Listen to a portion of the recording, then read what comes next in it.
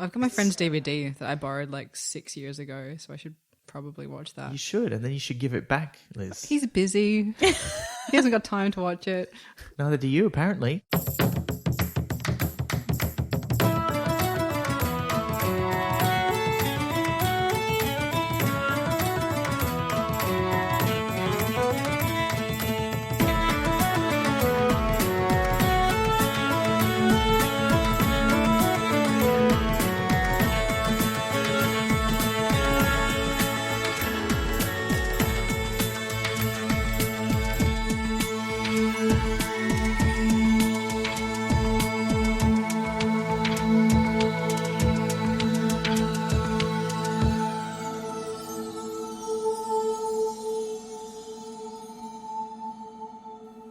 Hi, I'm Elizabeth Flux. And I'm Ben McKenzie. Welcome to Pratchett, the monthly Terry Pratchett Book Club podcast. Each month, we discuss one of Terry Pratchett's books with a special guest. This month, we're discussing Lords and Ladies, or, if we apply Occam's razor, keep the elves out of Wiltshire.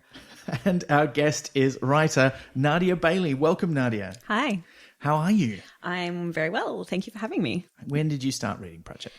Well, I first became aware of Pratchett a little bit earlier than I actually started reading the books because my best friend when I was in primary school, I think it was either her older brother or maybe her dad. One of them was a big sci-fi / fantasy nerd. So I would go over to her house and see all of the Pratchett books just lined up on this bookshelf. And these were the Josh Kirby editions, so they have pretty interesting spines. So I kind of like first became aware of them because the cover art was kind of quite intriguing. I wouldn't necessarily say that I like it. This is a common theme on Pratchett. We're sorry. Look, if the Josh Kirby estate folks are listening, we're very friendly on Twitter and we do enjoy the covers, but I know we are quite critical. Art is supposed to be polarizing and prompt conversation, and it does. It does. It does. And it did draw me in, if only because it is so kind of unique and almost ugly. I always think of it as very lumpy art. Yes. So anyway, that was how I first discovered Pratchett. Later, my dad went through a phase of just buying a whole bunch of books from op shops, just random boxes of books. And one of these boxes he bought actually had a whole bunch of Terry Pratchett books in it. That's really lucky. I It's like, know. That's rare. Yeah. Well, this was kind of, I think it must have been maybe the late 90s. And it was a selection of books. There was definitely Men-at-Arms in there. There was definitely Guards. I'm pretty sure there was the Hogfather. So me and two of my sisters and my brother all started reading them. And I think that's kind of quite amazing that because I would have been kind of like, late primary school at that stage. My brother and sisters are all older than me. So we were all reading them and all enjoying them, which I think really speaks to how versatile they are. Were you all readers at the time? Very much so. Yeah, very much so. And I think Pratchett kind of clicked with us because we had come from a very kind of hippie family and my mother was very prejudiced against anything from America. Right. So we were allowed to watch, Australian TV shows and British TV shows. We weren't allowed to watch The Simpsons. That was too crass. That was too American. But we'd been raised on books like The Chronicles of Narnia, Lord of the Rings, Hitchhiker's Guide to the Galaxy, and then kind of the very British humor as well. So grew up listening to The Goon Show, to watching Monty Python, Blackadder, The Young Ones, that kind of thing. So Terry Pratchett is kind of like all of that combined. So I think me and my siblings just all really kind of got it immediately. It was like a mix of that fantasy and humor and all of those kind of things. I'm feeling a very spiritual comedy connection to all of those things that you just said. That's fantastic. Well, look, we should probably get straight into the book. Should we read the blurb? It's quite a short one by contrast to some of the ones we've read recently. They're like a novella worth of blurb. Yeah. The fairies are back, but this time they don't just want your teeth. Granny Weatherwax and her tiny coven are up against real elves. It's Midsummer night. No time for dreaming. With full supporting cast of dwarves, wizards, trolls, Morris dancers, and one orangutan, and lots of hey nonny nonny and blood all over the place. I love that last line. It's so good. How do Morris dancers feel about being lumped in with like monsters. Oh, look, if they're anything like the Morris dancers I know, they're all for it. They would think that was great. Wait, you know Morris dancers? Yeah.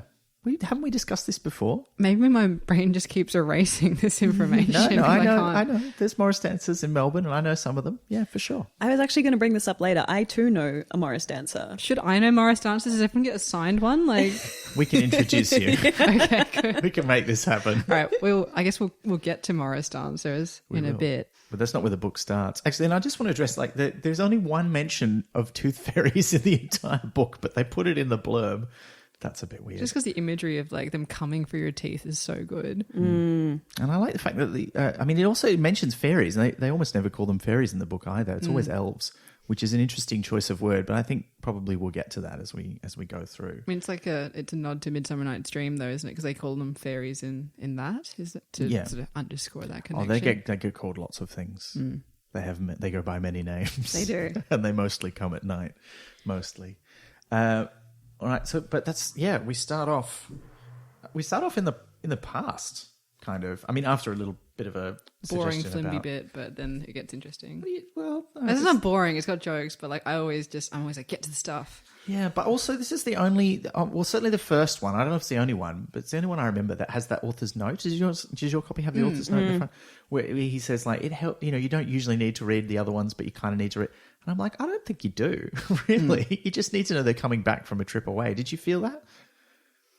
Yeah, I mean, I think it obviously helps if you've read Witches Abroad and Weird Sisters, but you could probably come to it, you know, without having that background and still get something out of it.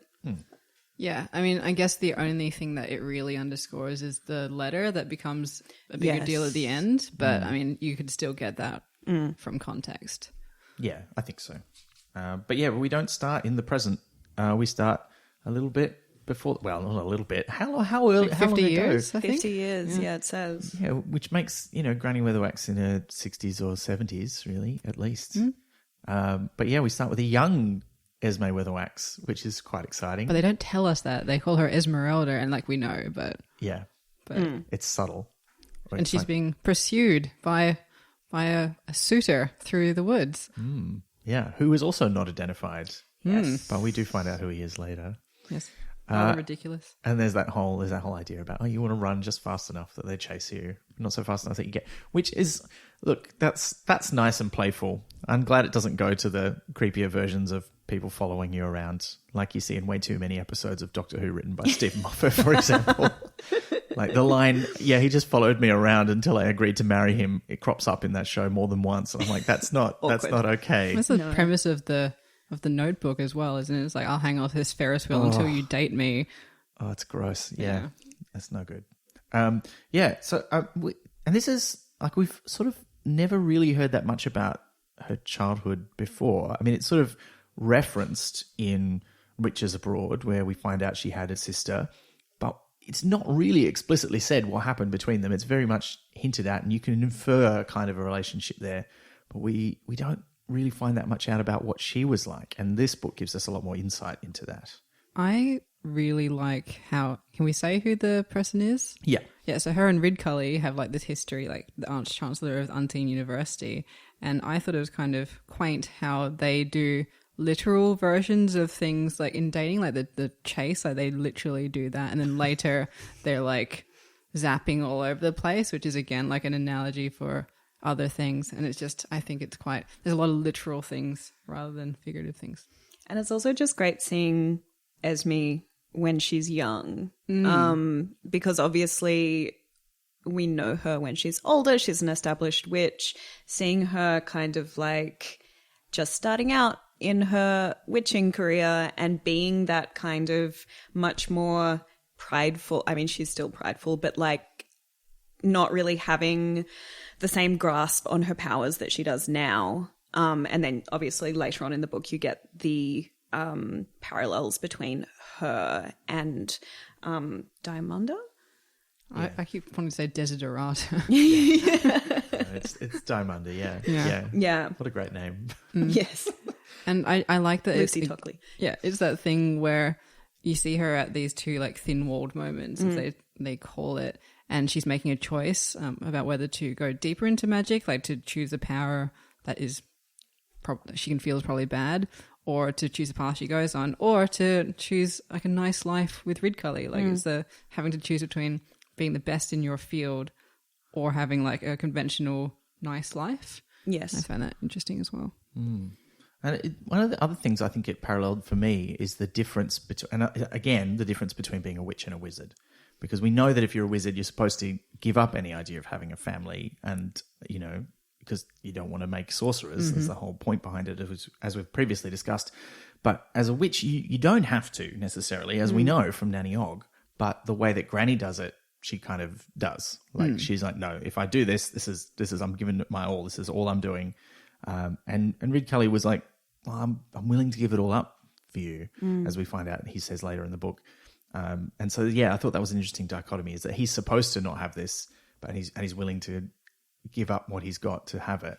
And she's can have both if she wanted to, but she's like, no, I don't. I'm not going to do it that way. I thought that was an interesting difference between the two of them too, as well. Plus, like, he's risen to the top of his field as well, but it's not about being good at magic. It's about being good at not being murdered by other people who want to be Arch Chancellor. So, like, he's good at office politics. It's not the same. Yeah. But then we skip forward to we shouldn't skip over the fact that not only do we see her, you know, having this flirtation, but also meeting the Queen of the Elves. And it's very subtle and they don't tell you exactly who it is, but we know from later on it's the Queen of the Elves trying to tempt her to come into the stone circle. A stone circle made out of meteor iron, which is inherently magnetic. Not that they ever know the word magnetism on the disc. Yeah. And I love the explanation for that. It's like that sailors have never needed to figure it out because they can use the disc's magical field to navigate. They don't need magnetism. So they just call it the love of iron, which is such a great name. I always felt like that should catch on in real life. But yeah, it's her. And she tries to tempt her and she doesn't go in.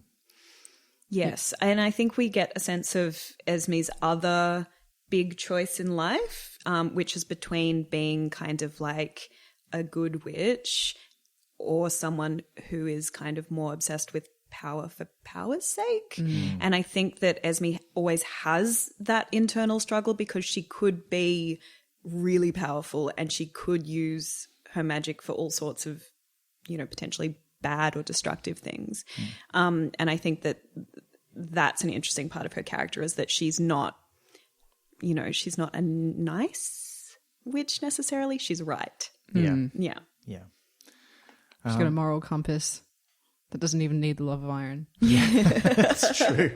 That's true. But she always knows where she is and where she's going. Yeah. And then we come back to the present and the witches are arriving back in Lancre. But he does use the word bitch, which really threw me because I'm not used to that language. Oh, I forgot that. Yeah. The bitch is older. And I'm like, yes, but yeah. And it just seemed a bit out of context. It did. I feel like he's referencing something, like maybe he's referencing the Elton John song, The Bitch Is Back. There's a Elton John song called The Bitch Is Back. yeah. Famously covered by Tina Turner. See, I've listened to a lot of Elton John, but anyway. But actually, it's a Christopher Marlowe quote. Yeah, I thought of the Elton John song first. Shows what my priorities are. But but it's it's a pretty oblique one in the original. It's in the Jew of Malta, so not a text that gets studied very often anymore. And the quote goes, "Thou hast committed," and then the other character Barabbas cuts him off and says, "Fornication, but that was in another country, and besides, the wench is dead," which is like really grim and awful and reminds me of the end of Casino Royale. Both the film and the book, which ends with a very similar line. So it's kind of Is gross. he saying that it's okay that he fornicated because the woman's now dead? Because like it doesn't undo. Anyway. That's what he's saying. Like let's not take. It's probably not worth. It's a pretty old story. Separate podcast. No. I don't think it stands up to our modern standards. No, that's just bad logic. Is what it was. Like, I agree. That with you. aside, it's just weird logic. I agree with you. Yeah.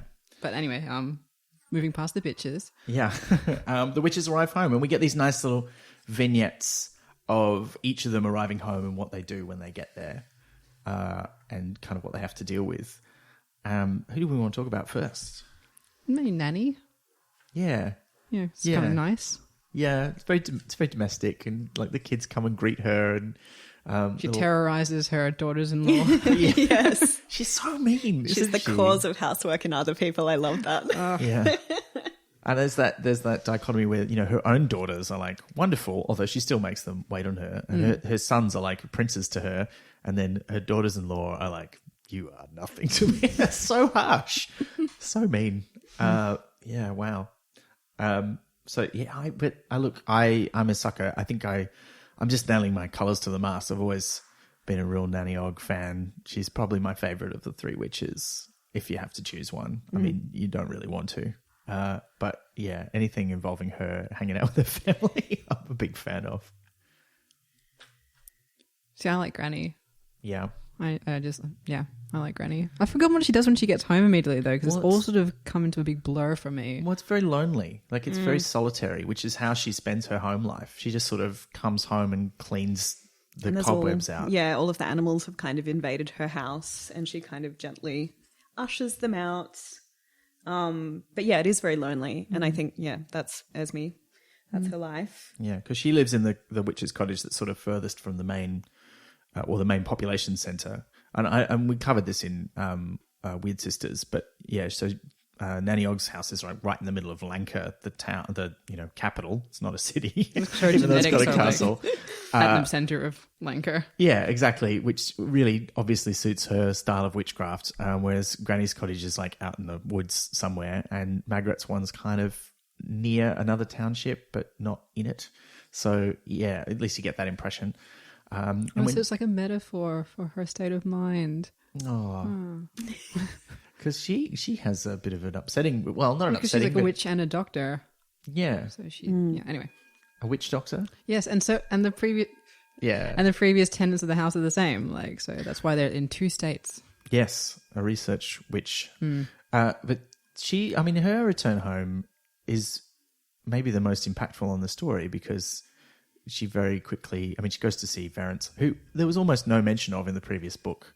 You know, they have this relationship. They're clearly getting together in that mostly kind of satisfying, but we expect it to develop a bit more kind of way. And then that relationship is entirely ignored for the intervening book. And now she's come back after what I think they say is it 6 or 9 months that they've been away? 7, I think. 7. Yeah, it's a long time.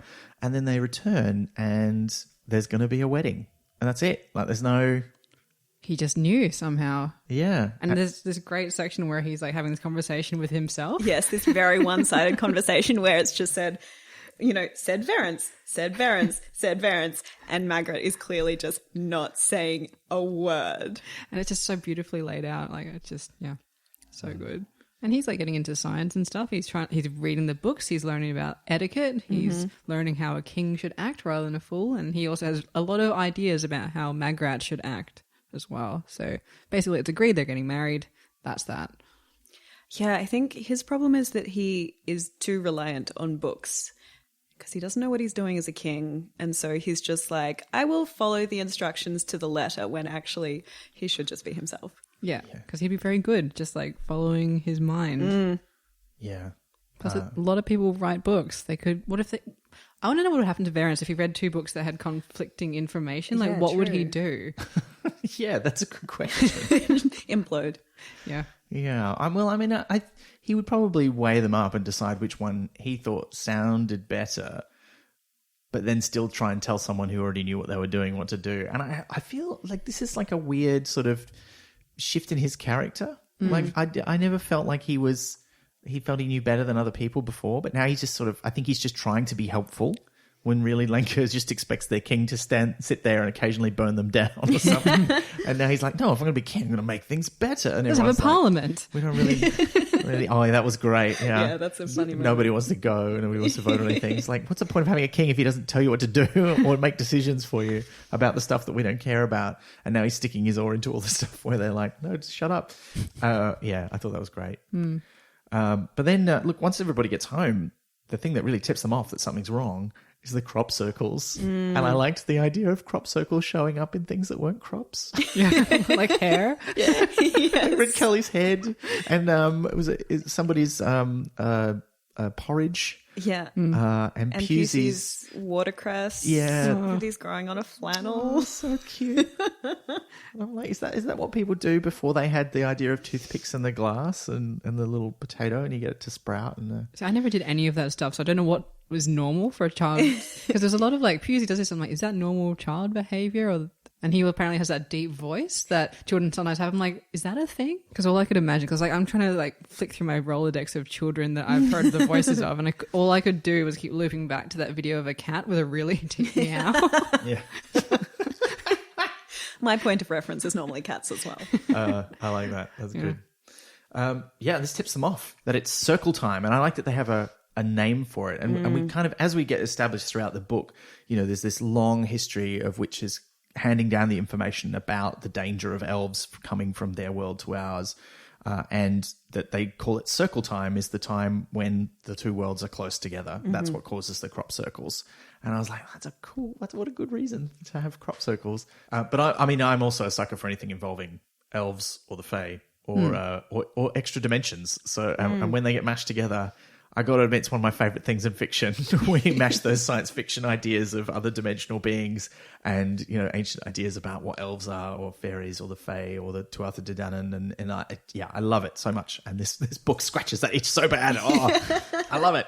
And I love that it's just Wiltshire, like which is where he lived. It's just lots of things in Wiltshire are like in the book. So like there's Stonehenge, obviously, and then there's like the burial mounds near Stonehenge. There's the Aviary Rock, which is like more impressive than Stonehenge, and they go for like a lot longer. And it's just there's a lot of supernatural sort of vibes there. And I just like that it's worked into the book because it's not made up from his brain. Yeah. Like, it's tethered to the real world. So they figure out that it's circle time. And up at the dances, these magnetic stones that are meant to keep the elves out. Now, I don't think they ever quite come out and say exactly why the dance is so important in that spot because the circles appear all over the place. But I inferred, at least, maybe it is in there explicitly, that's just the very weakest point. That's the easiest place for them to cross over. They do make reference to it much later in the book. I can't remember at what point, but someone says that's where the barrier, the veil is like the thinnest. And so they've put the stones there to warn people. It's like a fence. Yeah. Someone says it's like a fence, which I thought was a really nice analogy. Yeah. A magnetic fence. It's like a force field. Yeah. And then, actually, before they figure out what's going on, this is where the big dust-up happens between two of the witches, which sets the tone for how they relate to each other for the rest of the book. Because Granny's really mean to Magrat. But it's nothing new. I think she got...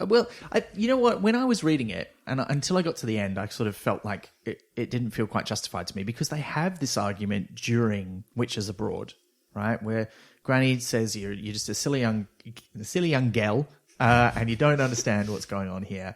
You're not a proper witch. You're too soppy.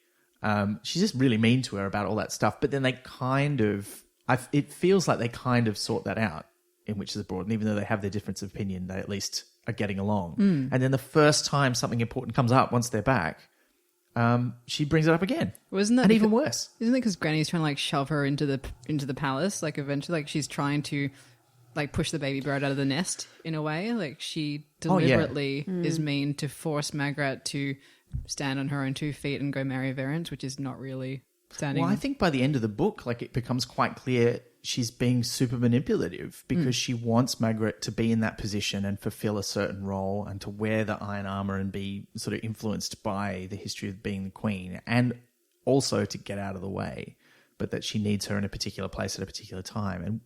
And it doesn't feel like at the start of the book that she's doing that with that, sort of end point in mind. It feels like she's just like, you're an idiot, get out of the way. Isn't that how a manipulator would make you feel? Or maybe. Subtle. But also, it's a bit weird too, because during the first part of the book, she doesn't understand why she's feeling all weird and a bit forgetful and not, unfocused, which is very unlike her. And it's quite I found it quite distressing. I mean, look, this also comes from a personal family history where I've great-grandmother and now my grandmother as well, both diagnosed with Alzheimer's, and they are forgetful and they do get unfocused and find it difficult to do everyday things. And of course, Pratchett later on in his own life would have that happen to him.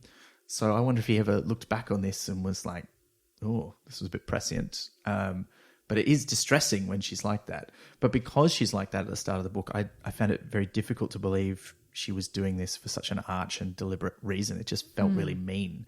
I lose a lot of sympathy for Granny because she's just a bit too mean sometimes. And I don't like it when she's mean to Magrat. I feel like it just pushed her buttons in a really specific way. Like the one thing that Granny Weatherwax insists on is kind of like the chain of command. Like she is first among equals. Yeah. And she wants everyone to know it. But because Magrat is now being elevated from a commoner to a queen, and it goes back to that you can't have two queens in a hive, and so it almost puts Magrat and Esme on the same level in a slightly different way because Granny is, you know, the head witch.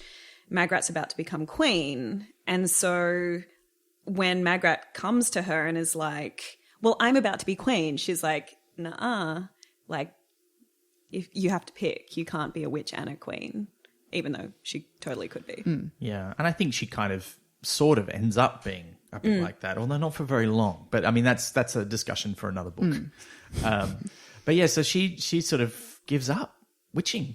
And I don't know, how did you find that sequence? Because I found it really distressing. I felt really sad and bad for her. Yeah, and I felt like it was unnecessary to hurl her stuff into the water. But I know that it's like a symbolic thing. But especially with witches' houses being something that gets passed over to the next witch and things, I thought that was strange. But it was mostly her personal stuff. So yeah, it was kind of it was interesting because it was all the things that she'd brought into that cottage. So it was all her crystals and weird charms and sacrificial knife and basically all of the sort of stuff that you associate with modern kind of Wiccan witchcraft. Rightly or wrongly, like I don't know how accurate it is, but that sort of new agey idea of witchcraft that's not really Wicca at all. That's what she was throwing away, and yet all of the important stuff that was already in the house, like all the books of the research and stuff, they're still there. she thought about throwing them away, but she should have put it all in a basket because then it could have been a wicker basket. Yeah. I whilst that was very good. While reading this section, though, actually, I did think of the current, worldwide obsession with Marie Kondo. I was thinking, is Margaret deciding on which 8 books she should keep? Well, that definitely didn't spark joy in her. No, No. nothing. Very little sparks joy in her in this book, or indeed anybody. The only one who gets any joy out of the three of them is Nanny Ogg, really. But that's usually the case. Yeah. And I thought, the other thing about this section is Granny insisting that Margaret wouldn't understand. Yeah, they do seem to kind of look down on her. Yeah. Like she's the young, silly one. And there's the theme of like the older generation not making way for the younger one that runs through, because even Nanny later points out that Granny was once the sort of the young one. She's not comparing her to Margaret, though. She's comparing her to, like, Goth Witch. Diamando, Yeah. And it's weird that none of them have apprentices at this stage, and yet they're all quite old. And Granny's of an age where she feels it's quite reasonable. Like, she believes these premonitions she has of her death. She's like, yeah, I could die soon. I mean, obviously it's not because of old age that she's expecting to die, but... It's by unicorn. It's by a unicorn or by Queen Elf. But at the same time, when do you say, like, if it takes that long to learn to be a witch, why aren't they training anyone up? And I know that, and this is a gap in my knowledge because, and I don't know if I've mentioned this before on the podcast, but I've read nearly all of the Discworld books. The main ones I haven't read are any of the Tiffany Aching ones, because when they first came out and I realized they were for younger readers, I was like, I'll get around to those eventually. And then I just never did. And now I've kind of like committed to, I'll read them for the first time for the podcast. It'll be great. But, and I think this gets addressed, like how they choose new witches and all that kind of stuff in those books. But I still, like, from my reading at this point, I'm still like, why don't you have an apprentice yet? Like, Margaret is younger than you, but you didn't apprentice her. Somebody else did, and now she's taken over from that witch. She is the witch. Well, there was the earlier thing about there not, like in another book, about there not being enough witches as well. So, like, it's probably unpopular, and also maybe there's just less magic in the... I'm not sure what it is, but there's less witches for some reason, because they said that they're having trouble covering all of the towns. Surely another reason to train up more. I mean, they never give a good reason why they can't have more. But how does it work? Because, like, it seems like the young girl will, like, present herself to one and be like, please apprentice me, and then they say yes or no. So maybe no one's approached them until that time when they just reject them. But that seems like it's part of the whole sort of culture of it, like, reject them a few times and they come back stronger, which is not. Well, again, I awesome. think this is something we'll cover when we get to those Tiffany books, because I think that has this whole thing where there's like a witch chooser who's like a witch finder, but not to find witches and burn them, but to find new girls to train up to be witches. So yeah, I think we'll discover that. Granny does claim later on in the book that she learnt everything from her mentor in a week. I don't know if she's just kind of like saying that because she's Granny Weatherwax. She's being a jerk about it. But she does claim that she was never chosen, that she just camped out until that witch agreed to kind of teach her. But then she says that she learnt everything in a week. So maybe you can become a witch really quickly. Yeah, I did like that when she's kind of arguing with Diamanda and she cites her lineage of witchcraft all the way back to Black Alice. Yeah, that was badass. That was great. Not the place, it was awesome. Yeah. I just wanted to say we should very quickly mention Binky getting shooed. Oh yeah. Oh yes. Yeah, I was going to come back to that, but it is a great scene that establishes the power that the Lancre blacksmith has. Yes. It's actually a very fake concept, that idea of this sort of you get something but you have to give something. Yeah. I mean, that's really how all the stories work in Celtic mythology. Like there's always a geas and a ban, like a thing you can do or must, but then in return there's a thing that you must do or must not do. As a sacrifice. Yeah, and Jason's thing is he can shoe anything, but the price is he has to shoe anything he's brought, which I thought that's so good. Yeah. So that comes back later. We've mentioned it now. It does, yeah. We can move on. Yeah. So Granny and Nanny go off to investigate the dancers and try and figure out in different ways what's going on. And again, I love all the times in this book we see a very different way that they do their witchcraft. Because Granny goes home and goes into the minds of animals to scout out the place, and Nanny just goes to Jason and says, "What's going on, son?" And hassles him into telling her. And my favourite part of that is when they finally get back together and they have the conversation, and Granny sort of says, "I think I know what's going on, but I'm not sure." And Nanny just goes, "It's these girls dancing around the dancers." And Granny finds out how she knew. She looks suitably ashamed. Yeah. She's like, "Oh, I'm getting too much of this magic business. I'm forgetting what it's like to be a real witch." And I really love that. And there's also like a sad, lonely bit. She's like, "I wouldn't have thought about asking people," and I'm like, "Oh." Yeah.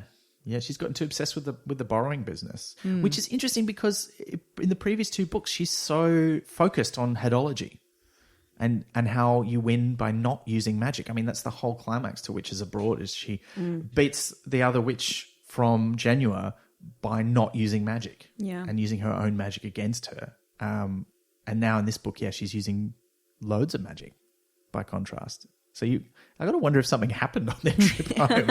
It did say at the end of Witches Abroad it was just a nice time, but maybe it was hardcore.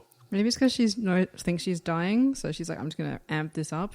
And I think, again, she just has this capacity to use magic in a very powerful way. Normally she chooses not to, but I think because of everything that's happening and circle time and the layer between worlds thinning, I think that she's reaching for magic, whereas in normal situations she wouldn't. Yeah, that's how I read it anyway. So she's using it for elfish reasons. Yeah. Well, that is accurate. Yeah. Although she would never say that because they don't like saying the word elves, do they? Yes, It's like Voldemort. Yeah, it's one of those Or things. Christomancy. Or it summons Voldemort. them. Let's not go Dumbledore. Go there. But yeah, I thought that was, again, there's so much of traditional folklore and that kind of Celtic mythology that Pratchett has drawn on for this and then still made it into his own thing that I really enjoyed. But yeah, they find out these young witches are the cause for the increased circle time activity and the danger of the elves crossing over. And so it's time to confront them. So just bursting on them while they're doing like the craft thing. Yeah, it really is. They're just straight up from the craft. Yeah. Yeah, it was and you great. see it all from Agnes's point of view, or Perdita. And she just like this teenage girl basically wishing she was the popular girl who's like running this thing. But she's the only one that has natural magic ability as well, which is noted. It's worth mentioning too that this book came out a few years before The Craft. Oh. So maybe the influence goes the other way. Interesting. Yeah, well also Cabin in the Woods has a stabby unicorn And that was like much later. So I do like a good frightening unicorn. yeah. Yeah, we'll come back to that, I think, when the unicorn shows up. Although it's actually quite soon that the unicorn shows up, isn't it? Possibly right now the unicorn is bursting out of a thing and killing a guy. Oh, yeah, and it kills the poacher. Yeah. But he doesn't say what it is, but they have that kind of little clue. It's like, something stabbed him right through, gone through the front, all the way out the back. And he's dead, and he's been trampled. And you're like, what could cause that? And I actually didn't remember when I was reading it what it was. And so when it turned out to be a unicorn, I was like, this is great. See, the Cabin in the Woods unicorn has been in my head for a long time. So I'm like, oh, it's a unicorn. Yeah. Has to be a unicorn. Oh, and when you think about it, like, it is a giant horse with a big horn on the front of it. Yeah. And horses are, I mean, I like horses, don't get me wrong, but when a horse is angry, They're very scary. That's a They're frightening big. beast. Yes, And they're always a lot muscly. bigger than you think they are. Yeah. Even Shetland ponies, you're like that. If that got angry, it'd be very cute, but it could hurt you. I mean, they're much bigger than a person. Yeah. Yeah. And if they had a big pointy thing on their head. Ooh. Terrifying. Is Binky a unicorn without a horn? Was that a thing? No. Okay. No, he's just a regular, lovely white horse. Okay. Because in the back of my mind, I was like, was that a thing? Is he? No. Okay. No. Although it does remind me of one of the films that I saw when I was a kid. And I remember it particularly because it was the one time I was hospitalized when I was young. Like I caught some infection from a river that I was swimming in. I had to be in hospital for a while. And I think someone brought me the video and I watched this movie, The Last Unicorn. Oh, yeah. It's pretty intense actually for a kid's animated film, but I remember it being great. But yeah, it's obviously all about this unicorn and sort of the end of magic in the world. And there's like a feckless wizard in it who wears a red robe. And I'm like, maybe this was setting the seeds for my love of Rincewind. I don't know. But yeah, it was great. But yeah, so they find the evidence of the poacher who's dead. Yep. And meanwhile, back at the thing, the young witches and Granny sort of have a showdown and decide to have like a high noon sort of A witch battle. off. Witch off, yeah. Yeah. And she sort of lets Diamanda decide what the stakes are going to be. And she decides it's going to be a staring contest. But not with each other. No. It makes me so unhappy. Oh yeah, no. This is so unsafe. Oh yeah, like they should all be blind. Blinded by the light. Yeah. Oh, what's happening? We're just going to do Elton John? Yeah, you started this. Okay. All right, fair. Yep. Does it make you sad? I mean, that's why they call it the blues. You're not going to do any more because I'm still standing. Look. No, I got nothing. I'm trying to think of it like, because there's the dancers, the tiny dancers. Oh. There has to be a joke there somewhere. Yeah. Well, look, I think you need to apologise, Liz, for all these puns, but I understand if you don't because sorry is the hardest word. Oh, don't go breaking my heart. Oh, no. Okay, we can't do any more. We've got to move on to the book. It's a real sacrifice, but we'll stop. Yeah. So I am not feeling the love tonight. So we will move on to what's actually happening in the square. You mean the circle of life? No, I didn't.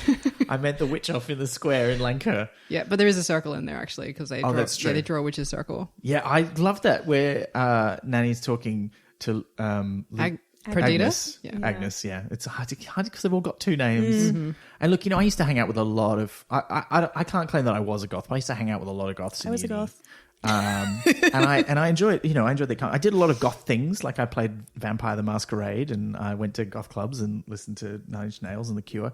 But I never knew anyone who used names that were as really on the nose as this. Like they are really like the worst kind of I'm not really, I just want to be cool kind of goths. I'd rather be called Perdita than bestiality. That is a fair comment.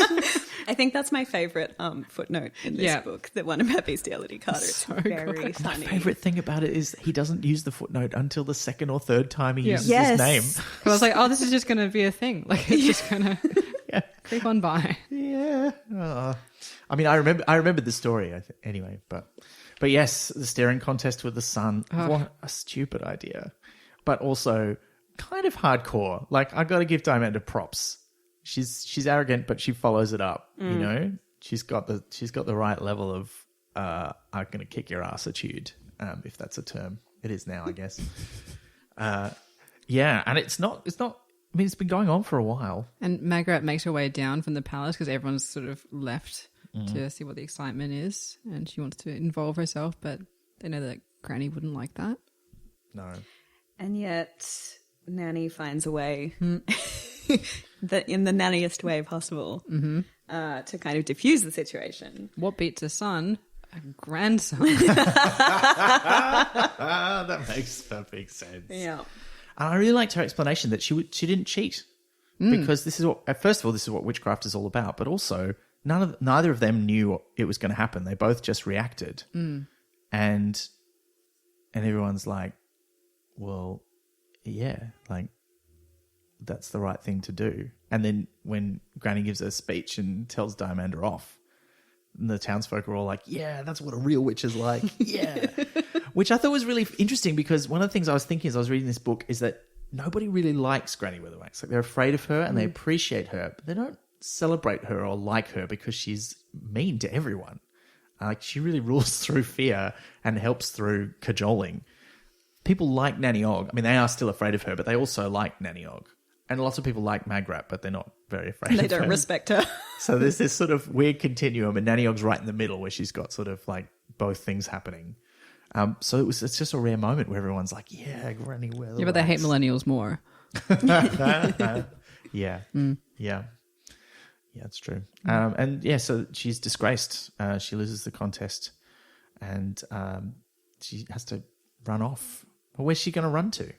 There's only one place she can run to. It's the place where she's got her power from. Because they've already worked out that she's not just a talented witch. She's getting power from the elves. She's been contacting them through the circle. And that's borrowed power that comes with a price, which she soon has to pay because she ends up getting sucked across the void or across the circle into the world of the elves after a confrontation up there with Granny. Because she runs into them like quite willingly.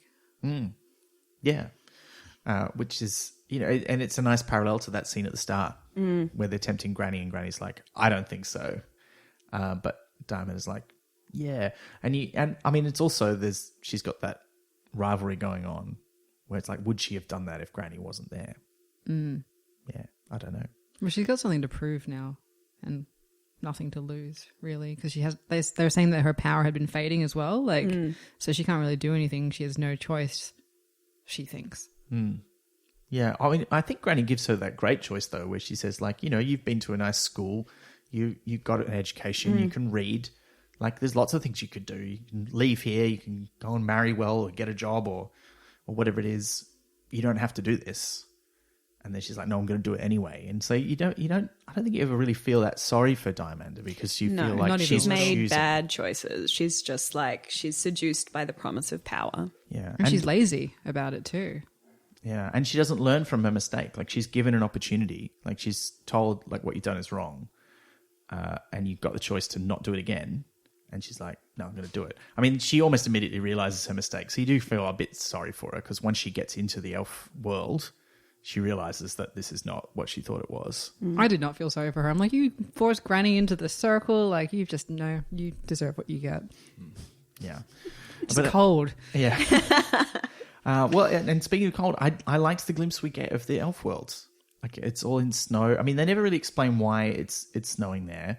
But, you know, it's in sharp contrast to the springtime or midsummer. Of Lancre at the time. So I think the idea is it's just that to show that they are not in sync in a lot of ways. And I just really like the description of the elves as well. Yeah, it's really cool. Yeah, like they're real. I mean, it's only really late in the book that you get a description of what their actual faces, physical faces, actually looks like, which is very sort of weird, angular, fox-like. Yeah. But then they just look like they're just glamorous, all powerful, and you just see whatever you need to see. There's almost like an echo of like Narnia in the elf world because it's like there it's always winter but never Christmas when the White Queen is ruling. And that's kind of like what Elfland is. It's like always winter, but it's like not the winter with the promise of spring. It's just winter. Yeah. And I guess the Elf Queen is kind of like the White Queen too. Except she's red. Oh, yeah, that's true. Yeah. Until later in the book when she's silver. So she can be whatever she wants, I guess. Are they supposed to represent something? Like, are they supposed to represent like heart's desires or celebrity or like... Because it felt like every so often there was something that was like alluding to a thing in our world that they are like, but maybe it's like a massive things together. Yeah, I think there's a few things. I mean, I think primarily they draw from the actual myths of the Tuatha De Danann and the Sidhe, the ancient Celtic idea of what the Fae is like, which is very different to, modern Tolkien idea of elves or your modern sort of idea of fairies. Like they were basically, I mean, they're kind of like gods, and they settled in the land. Capricious gods. Yeah. But at risk of being like that scientist or those scientists who are like, everything revolves around us in the earth because we're the most important thing. I'm like, yes, but how do the myths relate to us as people? Like, what are they trying to say about us as a thing? Like, they might not be saying anything, but storytelling usually does have that moral or lesson sort of embedded within it. And I'm just wondering what the lesson here is. Like, there might not be one, but it seems to me like there's something. There's definitely an element of, style over substance. Like, because the glamour is all about appearing to be beautiful and appearing to be powerful. And I like, there's a great line later in the book where elves' strength comes from convincing other people that they are powerless. So you could also say it's about fascism or tyranny in a way, in that, you gain power over other people by convincing them they have none. Whereas that doesn't make those people inherently better or more powerful than you. And the dangers of believing that you are. Or that someone else is more powerful than you. I guess that's a part of it too. And he has also got that really sort of good comment, like veiled comment about Hitler, about getting like going through time to get rid of one thing. It's not just one person; it's the iceberg that you can't see. So yeah. So I think there's that. I like your idea about celebrity too. I mean, I think there's a certain amount of that being dazzled by someone's perceived beauty or importance. Where they don't have any except because we ascribe it to them. Like small gods. Yeah. Yeah. Yeah. It's kind of like the flip side of that, I guess. Yeah, and I like the distinction they make in this book between elves and gods in that they're pretty sure the elves do exist anyway, but they come here if you believe in them being here. Like your belief doesn't create them, but it summons them, which sort of, distinguishes them from the way the gods work. Yeah. And it also, kind of interestingly, they're shaped by your belief, but only on a superficial level. Whereas like a god becomes the thing that you believe, and like very much shaped by the belief of his followers. Whereas the elves, their appearance is shaped by your belief, but they choose what kind of belief they want to embody and how they use it. And they're just awful. Yeah. One thing that this book reminded me of was a book called Outside Over There by Maurice Sendak. So Maurice Sendak obviously did Where the Wild Things Are and Mickey in the Night Kitchen. This was his least popular children's book because it's fucking terrifying. Basically, it's the story of this little girl who has a baby brother, and she's not watching the brother one day, and goblins come and steal the brother and replace it with this baby made of ice. Oh no. And then she has to go and rescue her baby brother from Elfland, basically. And so that idea of changelings and the elves or goblins being these kind of malevolent creatures that might come and steal a child and replace it. And that goes back to Celtic mythology and all sorts of mythologies as well, where children would be kind of taken away and replaced with these scary changelings. But he, Terry Pratchett actually refers to Elfland as over there, which is, what reminded me of that book. It sounds terrifying. Yeah, it was super terrifying. Yeah, a lot of times the Celtic idea of Tir na Nog, the other world where the Sidhe live, is and I'm probably mixing up my Celtic stories a bit, so for any Celtic scholars out there, I apologize, it's been a while. But, that is often translated into English in various ways, including other world or the other place. Because they didn't have a concept of dimensions when the stories were being invented. Yeah, but it's great. I love the way that comes across. But yeah, so they end up in Elf World, and it is not a fun place to be because quickly they're getting shot at with arrows. I mean, there's a little bit of a face-off between the Queen and Esme first, but then there's arrows flying and they're running back towards the stones, and then. Granny's carrying Diamanda because she's been shot in the shoulder with elf shot, which is poisonous in some way. It's really cool action sequence, and you don't often get that. And then an elf is reaching for them, and they all tumble out, and then someone rescues them. Yeah, by hitting the elf with an iron on a string. Yeah. I love that, and I love that that's sort of presaged by Nanny Og just sort of having a bit of a feeling and getting up, and then going and getting her iron and like tying a string to it and going out for a walk, and then we just forget about that for a while, and then she turns up and smashes the elf in the face. So good. Yeah. And there's this nice thing where like Granny's like, oh, it's nice of you to like carry her and all that. She's like, yeah, but she'd already been hit by arrows and like she covers me a shield. bit. And then he's like, what? And then he's like, that's heartless even for you. Yeah. It's like, oh, well, it's just a bonus. Well, like a practical suggestion of, yeah, well, she was already hit by an arrow, so a few more is not going to stop her. And if I get hit by an arrow, then we're both stuck there. You're like, it's very pragmatic. Yeah. But also, yeah, evil. A bit harsh. I mean, but otherwise she has to leave her there or drag her. So like, Yeah. And this is the part of the book where Granny sort of grudgingly has to admit, and she's not grudging about it, she's just very matter of fact, but it seems harsh. It follows on from that kind of pragmatic approach, which is just like, we need a doctor. Margaret's the best doctor of all of us. Like, she does actual doctoring, whereas, we do various kinds of folk remedies and weird cures and just telling people to get better.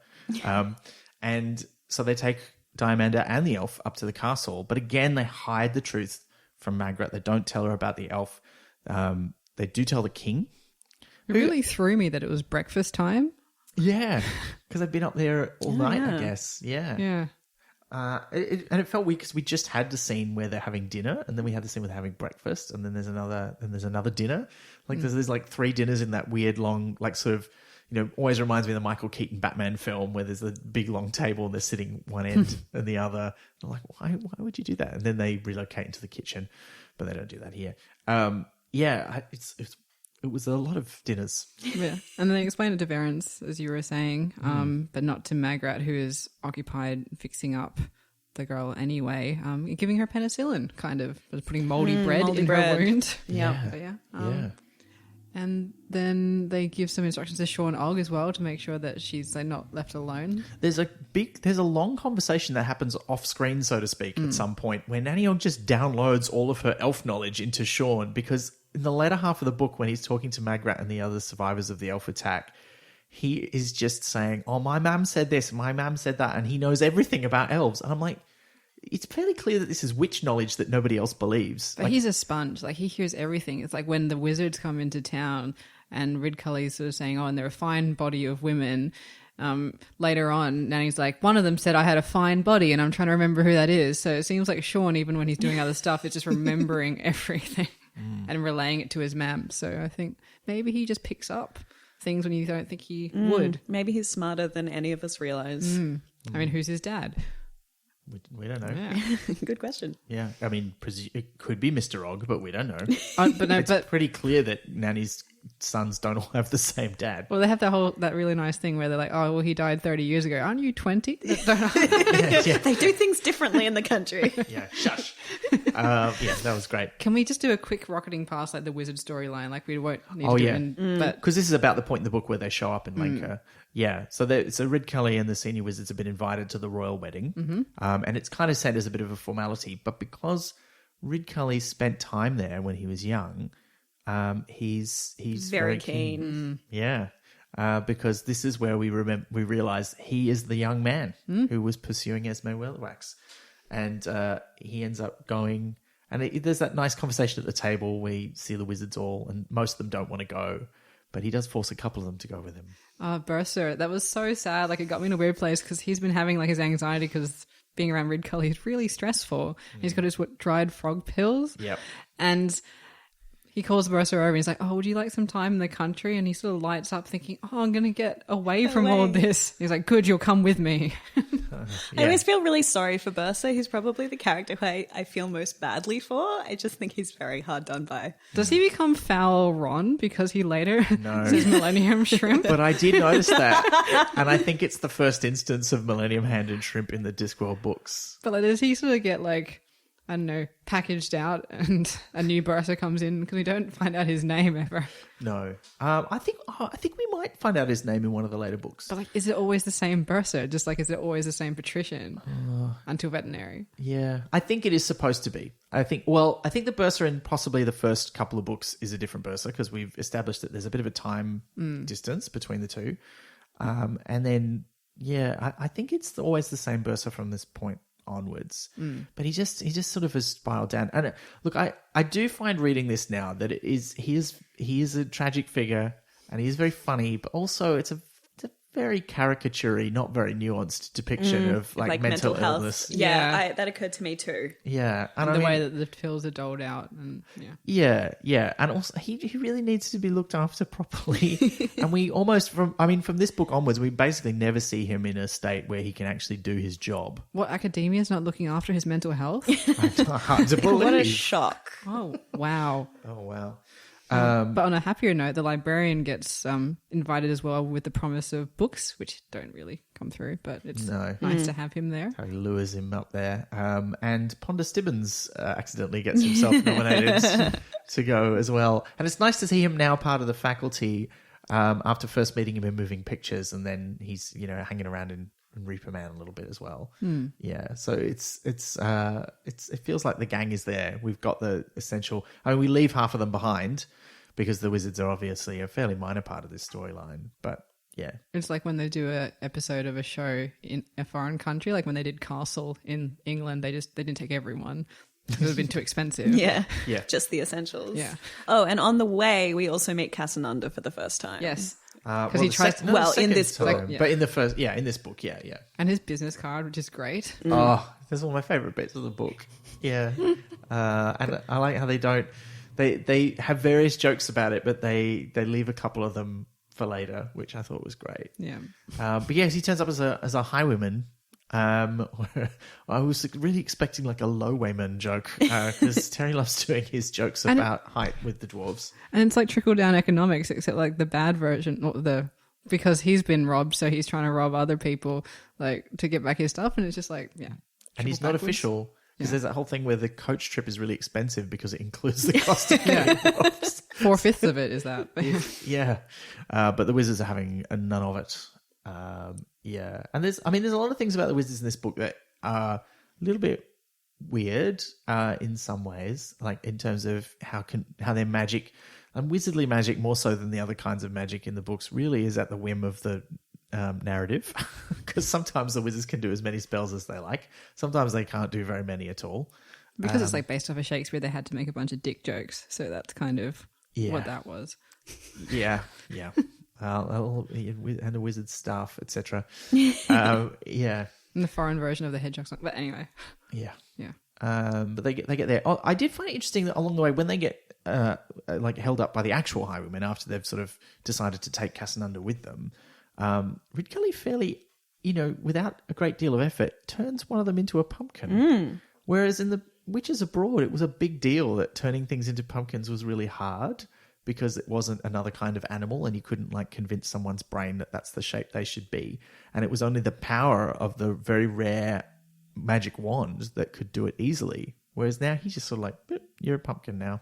And I'm like, I thought that was a weird choice for Terry to make. I was like, you could have turned him into pretty much anything else and it wouldn't have been as directly in contradiction to a previous book that you've written. But it was fun anyway. But at least it mentally changed that scene into like the Howl's Moving Castle animated thing for me, because it's like the pumpkin-headed scarecrow that's also the spoilers or something. But yeah. Oh yeah. Well, now you're just making me think of Return to Oz, which I still haven't watched. It sounds terrifying. Oh, it's so good though. I've got my friend's DVD that I borrowed like 6 years ago, so I should probably watch that. You should, and then you should give it back, Liz. He's busy. He hasn't got time to watch it. Neither do you, apparently. Yeah, it's true. So you should just return it. Well, I also have a box set of Rocky DVDs that I borrowed from a friend 11 years ago, but for one of my birthdays, he's like, you can just have it. I bought a new one. I was like, oh. But yeah. Anyway. Wizards making their way to Lancre. Yeah. Oh, and they meet the troll bridge. Yeah, the troll bridge. Poor old troll. He's kicked into the river. That's a bit unfair. Yeah, he's just trying to do his customs duty. Like, I would definitely watch like a border security troll bridge. Yeah. Like the things that because they get accused of dwarf smuggling. Oh, yeah. But he's like, I'm a giant, but I'm ill. And such a good joke. I thought also, because they're carrying the post as well, and we know that Verence is waiting for his special book because he's ordered a book for what to do on the wedding night, because he orders a book for everything. And he asks him, have you got any erotic business? And I was sure there was going to be something where they said no, and then like he searches through but no, they didn't do that. We'll probably not get to it. So can we just mention like when the book arrives, like what happens? Oh, yeah. Because it's very good. Yeah. Because Verence is trying to get there before Sean Ogg, who does like all of the jobs, but he doesn't, and Sean opens it, and then there's this great scene where like it's like the classic joke where he's describing things from it that sound and he's doing it with his feet. I didn't know they could do it with sticks. That's right. And it's that classic pun, which I think Terry Pratchett has used in several books, of it being the martial arts instead of the marital arts. Which is a classic. It's a classic joke, really. So cute because like Sean's kind of like a bit like their excited son in this as well. He's like, "Oh, you ordered this from me? That's so nice." He's like, "Yes, it's for you."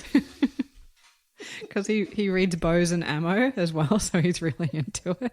Yeah, I want to point out too, like it's seriously like halfway through the book that the wizards arrive. Yeah. And it's like this. It's a long Discworld book. Like it's nearly 400 pages in my edition, anyway. And it never felt slow. But as I was reading it, I was like, wow, a lot of things have happened, but on some ways, not a lot of things have happened yet. So it's that interesting. Yeah, I don't know.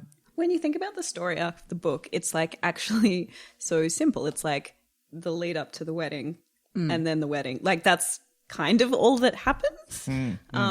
So it's quite amazing that it is such a long book, considering that the actual plot is very short. But there's so much backstory. I think this is a book that has a lot of exposition, which in the hands of a lesser writer, you'd just be like, oh my God, I'm so bored. Like you're just telling me things. But because it's Terry Pratchett, like it's all very funny and fascinating. And I think adds to the mythology of the Discworld in general. Yeah.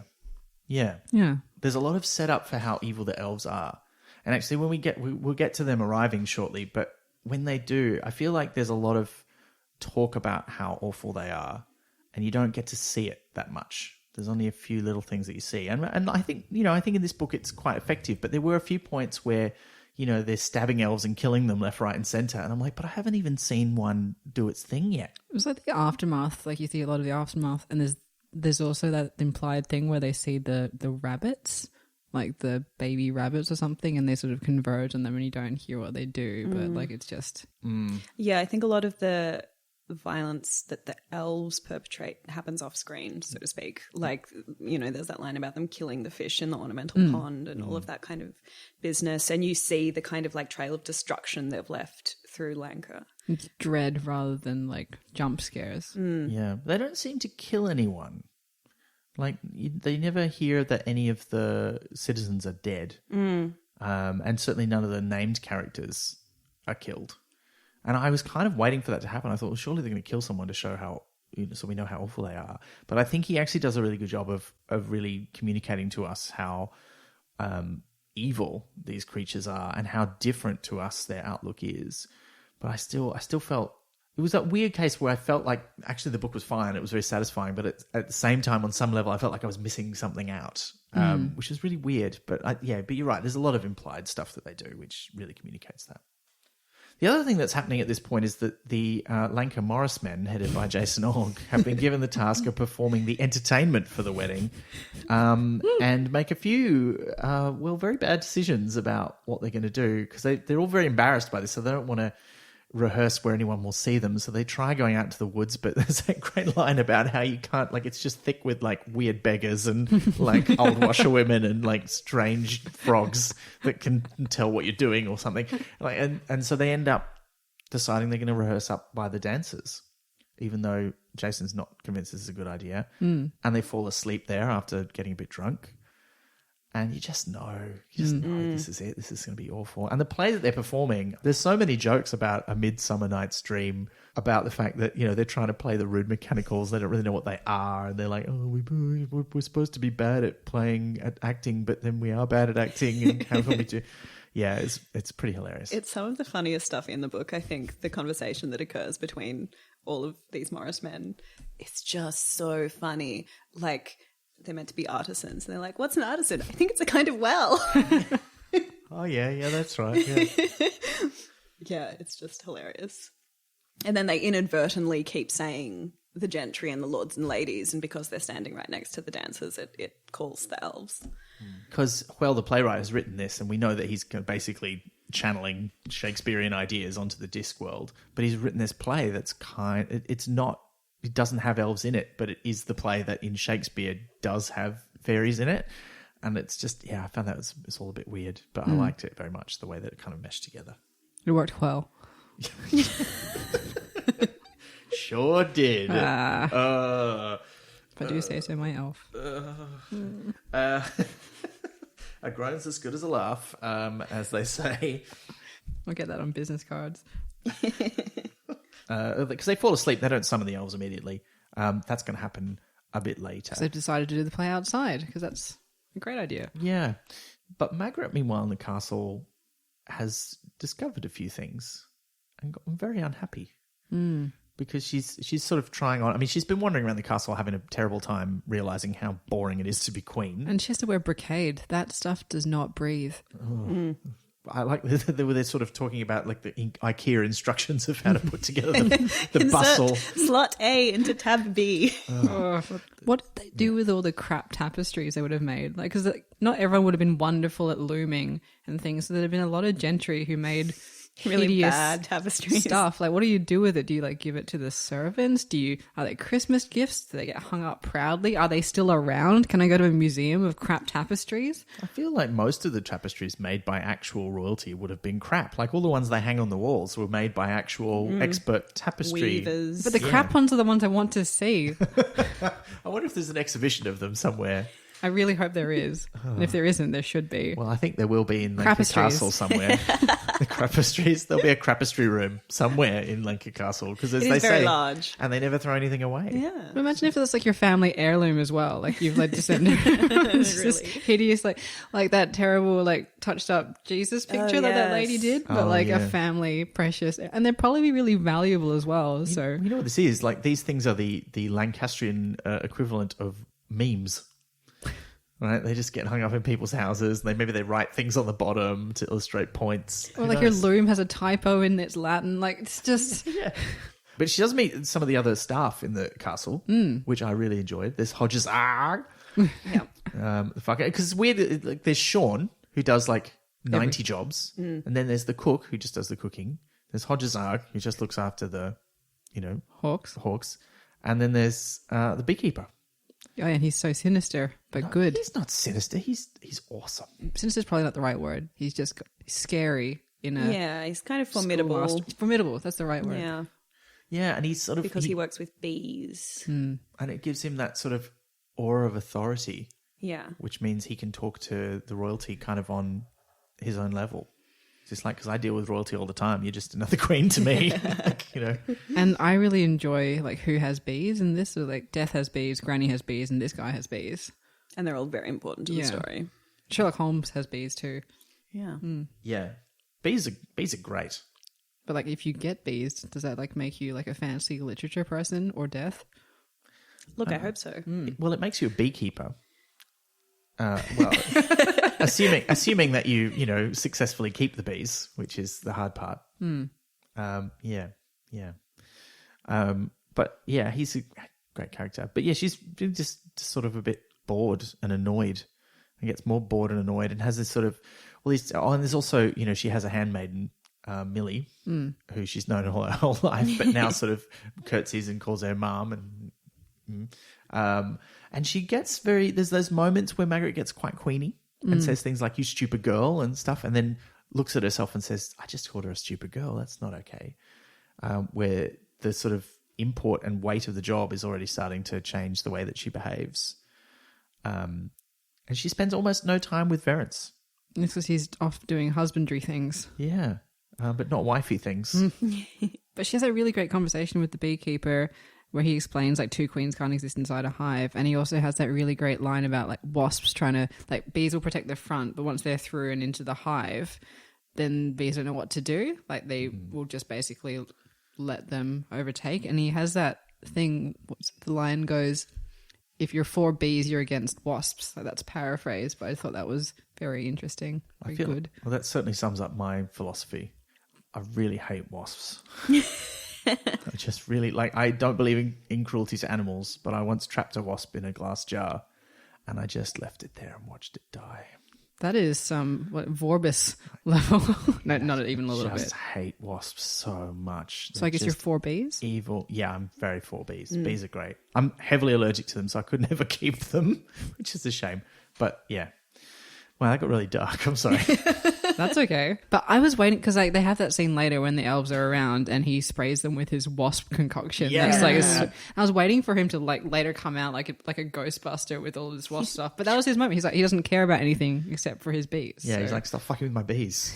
You're out of here. I'm killing you right now. Yeah. Yeah, I liked that moment. That was very good. But Margaret's sort of disillusionment and annoyance sort of mounts through these sort of several passages that we follow her around the castle until at one point she goes into Verence's room and finds a few things in there. Like she realizes that he doesn't sleep in his bed. He's still sleeping by the door like he used to do when he was a fool in Weird Sisters. Which for me is just one of the most like lovely points in this book, and I think it's just like where you get that real sense of pathos and genuine kind of heart that Pratchett just kind of drops in between all of like the funny stuff where suddenly you get this moment where you're like, oh, he sleeps at the door to the kingdom. Yeah, maybe I've got a bit of Magrat in me because I'm very seduced by that. Oh, no, I because thought it was wonderful. The only thing that's changed for him is which side of the door he sleeps on. And that was and who his master is. Verence is so absent in this book. Like he has a few lines of dialogue, but he doesn't really impact the plot in any way. He almost may as well not be there in some ways, and yet his influence is still felt so heavily in terms of how Margaret feels about him, both when she feels kind of a bit soppy and great about him in that moment, but then also when she finds the letter, which they talk about all the time. I didn't really understand why he made it such a mystery what was in the letter, because it was very clear from context immediately what was in the letter. See, my mind went to a darker place. I was like, oh, the letter is saying that he was going to marry just anyone in that time frame. She happened to come back. Oh. As in, like, he was like, I will have a queen by this date. Hopefully it's Margaret, but if not... And I thought it was going to be, like, Millie or something. But I know that's not how his books run, but I was like, oh, that's like a plot point. Yeah. No, I mean, I always... Because she asks, like, Nanny if she knew about the letter. She never talks to Granny about the letter directly. But... that was my initial thing. Right. Yeah, I didn't go there. I just always thought, oh, someone's told him, yeah, she's coming back, make the arrangements to get married, and basically telling him that it's going to happen. Because he's been so into the books. He's like, oh, I have to have a queen. I have to do this. So I set a timeline. Because he seems like an organized guy as well. So I feel like he loves Margaret. But I thought maybe there's going to be like a darker thing where he was going to make arrangements if she wasn't back by a certain time. It's just so aromantic as well. And particularly, it just felt a little bit anticlimactic for their relationship, because I was quite invested in it in Weird Sisters, because it starts off kind of awkward and weird, and it keeps going awkward and weird, and then it gets to here and he's just like, I'm a king now, it's just going to happen. And you're like, where did Verence go? Like, what happened to him? That's like the thing, like you put on a mantle or a costume and you become someone else and you have to lose yourself along the way. So like, wasn't that kind of what Granny didn't do? Because like if she'd accepted the power from the stones, it wouldn't have been her anymore. She'd have been wearing like an elf costume, basically. You think that's what's happened to Verence since he's put on the crown? And not in like a bad or evil way. It's just like sometimes if you have to occupy a certain position, it will take from you in ways that you might not have predicted. Yeah, I agree with that. I think that is a smart way of looking at it.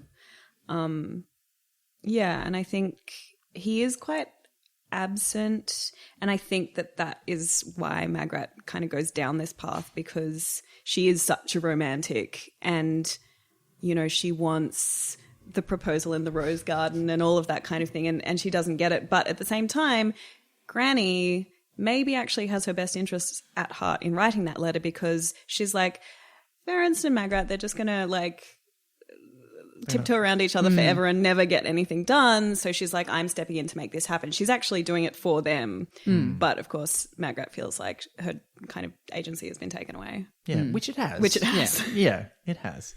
She decides she's not going to go through the wedding when she reads this letter. She's like, you knew I was coming back. You didn't just sort of arrange things because that's what you wanted. You got told. At least that's where I sort of read her anger coming from. But also that it had all been arranged behind her back without her being consulted about what she wanted or how she felt about it. And that that is a horrible feeling. And it's while she's sort of holding herself up in her room, refusing to come out, that it all goes down.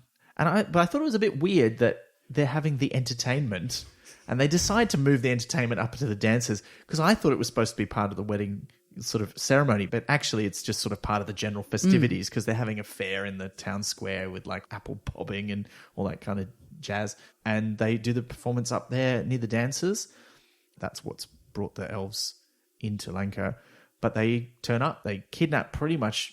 Well, do they kidnap them? What happens to the townsfolk? It's a little bit obscure. I got the impression they rounded some of them up and were keeping them somewhere. But also some of them escaped and then went and hid in their homes. They grab the key players like Verence because the queen wants to marry him to like solidify her position as queen in that world. And as a side point, I thought there was parallels to moving pictures in the audience is looking at the screen and it summons the thing and they're all in a thrall. But yeah, so some of them clearly escaped and went away, but I think some of them get put under a thrall. Yeah, well, like Diamanda's definitely, because she's been influenced by the elf shot. She's basically their puppet. And also because Margaret found out that they had put like iron around her and that they'd insisted. And she's like, and that is the one time where she fulfills the prophecy of what Granny and Nanny thought she'd be like when it came to elves. She's like, that's just a stupid old wives' tale, and like moves them around. And that was so derp. It's like in every episode of Charmed when one of them's like, I've been having dreams that I'm a bat murdering things. They're like, oh, it's just, you silly. I'm like, you are witches. Literally every week something happens. Listen to each other. And like, why wouldn't you just leave the iron there? It harms no one. Yeah, that does feel like you can see the mechanics of the plot being manipulated, like, because I don't think that Margaret would act like that. She knows enough about Granny and Nanny to know that if they do something, they've got a really good reason to do it. And even if she is kind of mad at them, I don't think she would put anyone in danger just because she was mad. And I also didn't understand how they thought she wouldn't know about elves. Like, she's been trained by a witch, and they talk about how this is such an important part of witch lore that has been passed down for like 1,000 years. She would know. She's not going to be like, no, elves are really, they're just fine. Like, she's not a young girl. She's not Diamanda. You know, she's not an apprentice witch. She's been witching solo for like 10 years or something. She's been a witch. And also, why would you want to hold on to that so closely? Like, someone was to me like, elves are real, and I somehow accepted that, and then like, also they're bad. I'm like, okay, cool, I accept that. I don't understand why you cling to the notion of them being nice. Yeah, and you know what? I think when I was saying before that it felt to me like there was something missing, one of the things that's missing is there's nobody in this book who really does believe that, except Diamanda. Nobody else, like, they talk about how no one understands elves. They all think they're good. And Jason Ogg has that one moment where he says something, oh, that'll be nice. And Nanny Ogg's like, no, it won't be nice. But once they show up, nobody is fooled for a second. They all are horrified and terrified the whole time. And I'm like, where was that moment? Where was the, I mean, why don't they just walk into the palace and sit on the throne and then everybody's standing around them going, yay. Like, that would have been creepy and weird and match what we've been told to expect. And what we actually get is, no, everyone in Lancre knows this is bad news and they're all frightened. And that's terrifying in its own way, but it just seems such a weird mismatch with what we've been told about elves and how they worked and how people thought about them. Yeah, to be fair, they do kind of start acting like the elves are kind of like their overlords, like they put the bowl of cream out for them and they hide in their houses. That's true. And that kind of thing. But you're right, it's not like they're struck by the glamour. They're like, oh, we're terrified and we're going to like try and placate them by doing all of these things. But yeah, there's never any sense that they're really seduced by them in the way that Diamanda is. And they do, I mean, you know, Margaret is struck by the glamour in that kind of final confrontation that she has with the elf queen. In her literal face-off. Yeah. And, you know, when that sort of thing does happen, but I think it's more for me, it was that the way the witches talk about it is like, this is secret witch lore that we have to remember because no one else does. And yet no one has this idea that the elves are nice and wonderful. But yeah, once the elves are there and like wreaking havoc and everything, Sean comes in to help Margaret because he's had a confrontation with, keep forgetting her name. Diamanda, who's... Because it's such a ridiculous name. Yeah. If I had to come up with a witch name for myself now, unfortunately I've watched so much Charmed that it would have to start with a P, which I think limits things quite a lot. Maybe Penelope? Prunella? I think Prunella would be a good one because I do have a sneaking suspicion that Sybil Fawlty, played by Prunella Scales, was a witch. But she can't get to him because of his chainmail, so he like figures it out and runs off. And Margaret takes some convincing, which is annoying. Then there's a whole thing where she gets chased by things she then sees a portrait of this. Queen Incy. Yes. And Just made me think of Incy Wincy Spider. yeah. But she gets inspired. She's like, oh, queens can be like this. Like, it's basically a Boadicea type character, like from Woad sort of things. And then she finds herself in the armory, and she finds the armor of Incy. And so all the elves are outside, like, having captured Jason. She's inside with all the iron, and then they have a confrontation. Yeah. Because she summons that. She feels like she's channeling this warrior queen of Lancre's past. And so she's like shooting elves like through the eyeball with like a crossbow and like cutting their legs off and killing them with swords and battle axes. And she's really like, she does a lot of damage to these elves. And there's that great bit where she tricks one into falling down the privy in the garderobe. Oh. I like the footnote where he like explains what a garderobe is, and then the footnote just says, "This is really true." Yeah, where you store furs and things, and they're Yeah. Yeah. So yeah, she's basically like John McClane in this book. Yeah. For a while, like Yeah. Heads off to reclaim her variants and meets up with the librarian Ponder Stibbons and a very like benzoed out bursar. Yeah. Just quick mention that Granny and Ridcully have been off reliving the past and have this whole thing. And not at Granny's bidding. He just sort of grabs her and then like casts a spell, and they're outside of Lancre, and then he's like used up his magic for the day and he can't do it again. Yeah, but like when they're younger, like they could do that all the time. Yeah. Yeah. Yeah. Well, It's Shakespeare. Come on. yeah. Yeah. And Nanny's gone off on a date with Casanunda. They've been reunited and they've gone off to the nice restaurant or inn in town. Where she's drinking wine with port and eating everything. Yeah. And it felt weird that they sort of were both sort of shoved out of the plot a little bit, but I kind of liked that it gave Margaret her time to shine. But it felt weird to split the two of them up for so long in the book. And there's a particularly, and you know, I'm a bit biased because she's my favorite. They just felt like a really long time where we just didn't know what was going on with Nanny Og. Because she's gone for this date, and then you just don't hear anything for like this whole sequence of the elves have come, they've decimated the town, and they're going to torture people, and it cuts back to Granny and Ridcully trying to get back to the town while being harassed by elves and chased by the unicorn through the forest. But you don't find out what's going on with Nanny. I was like, when are we going to find out what's going on with Nanny Og? Where is she? And then, you know, she comes out of the ruins of the nice inn. And goes and finds the Elf Queen's husband to come sort her out. Yeah, and this is actually, I want to talk about this because that's the moment that is illustrated on the cover of the book. I wanted to talk about that too because there's a giant snake on the cover, which I don't really remember being in the book. Yeah, he's not covered in animals in the book either, because there's like also a frog and there's like a rat. Yeah, and I mean there's bees on the cover, which yes, accurate.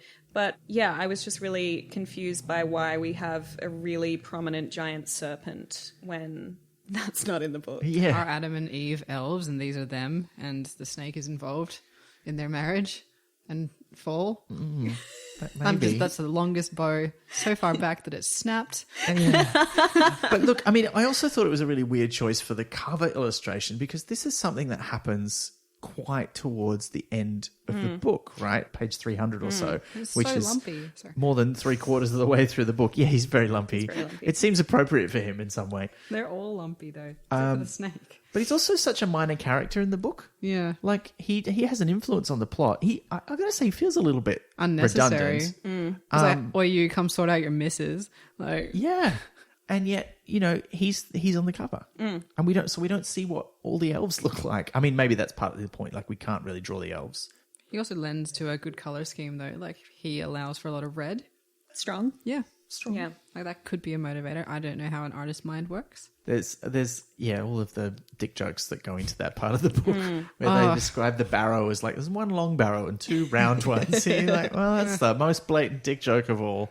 Yeah, and then they talk about it for a while. And there's a whole broomstick one when they say it's like a fallacy. Yeah. Yeah. I did like that Nanny Og's broomstick hasn't been looted because the elves have been through her house, but because she hides it in the eave of her roof, or otherwise the kids steal it to go joyriding, which I thought was hilarious. And she goes to the forge to grab a crowbar because they need it to get into the barrow, but also then goes back in to grab another something, which you don't find out what it is, but later on you discover it's one of the special Binky hooves. shoes. Yeah, one of Binky's horseshoes, which are always made out of the same iron. They just get recycled. But then, which made me just wonder, how is there any left? Maybe if you mix it with normal iron, that iron then becomes like even if there's like a drop, it's like a homeopathic horse. Except he's supposed to keep it separate and not use it for anything else. No, as in like you can't use that one for anyone else, but you can add other iron into it, maybe. Oh, okay. Because I also had that thing. I'm like, it would run out. It's magical iron, guys. I guess so. True. Yeah. And What if it runs out? He nicks one to play quotes with. Yeah. And he keeps winning. Yeah. So much that it made him nervous. Jason. Oh, yeah, naughty lad. But He's such a lad, though. It's great. He's a good. I mean, all the Og boys.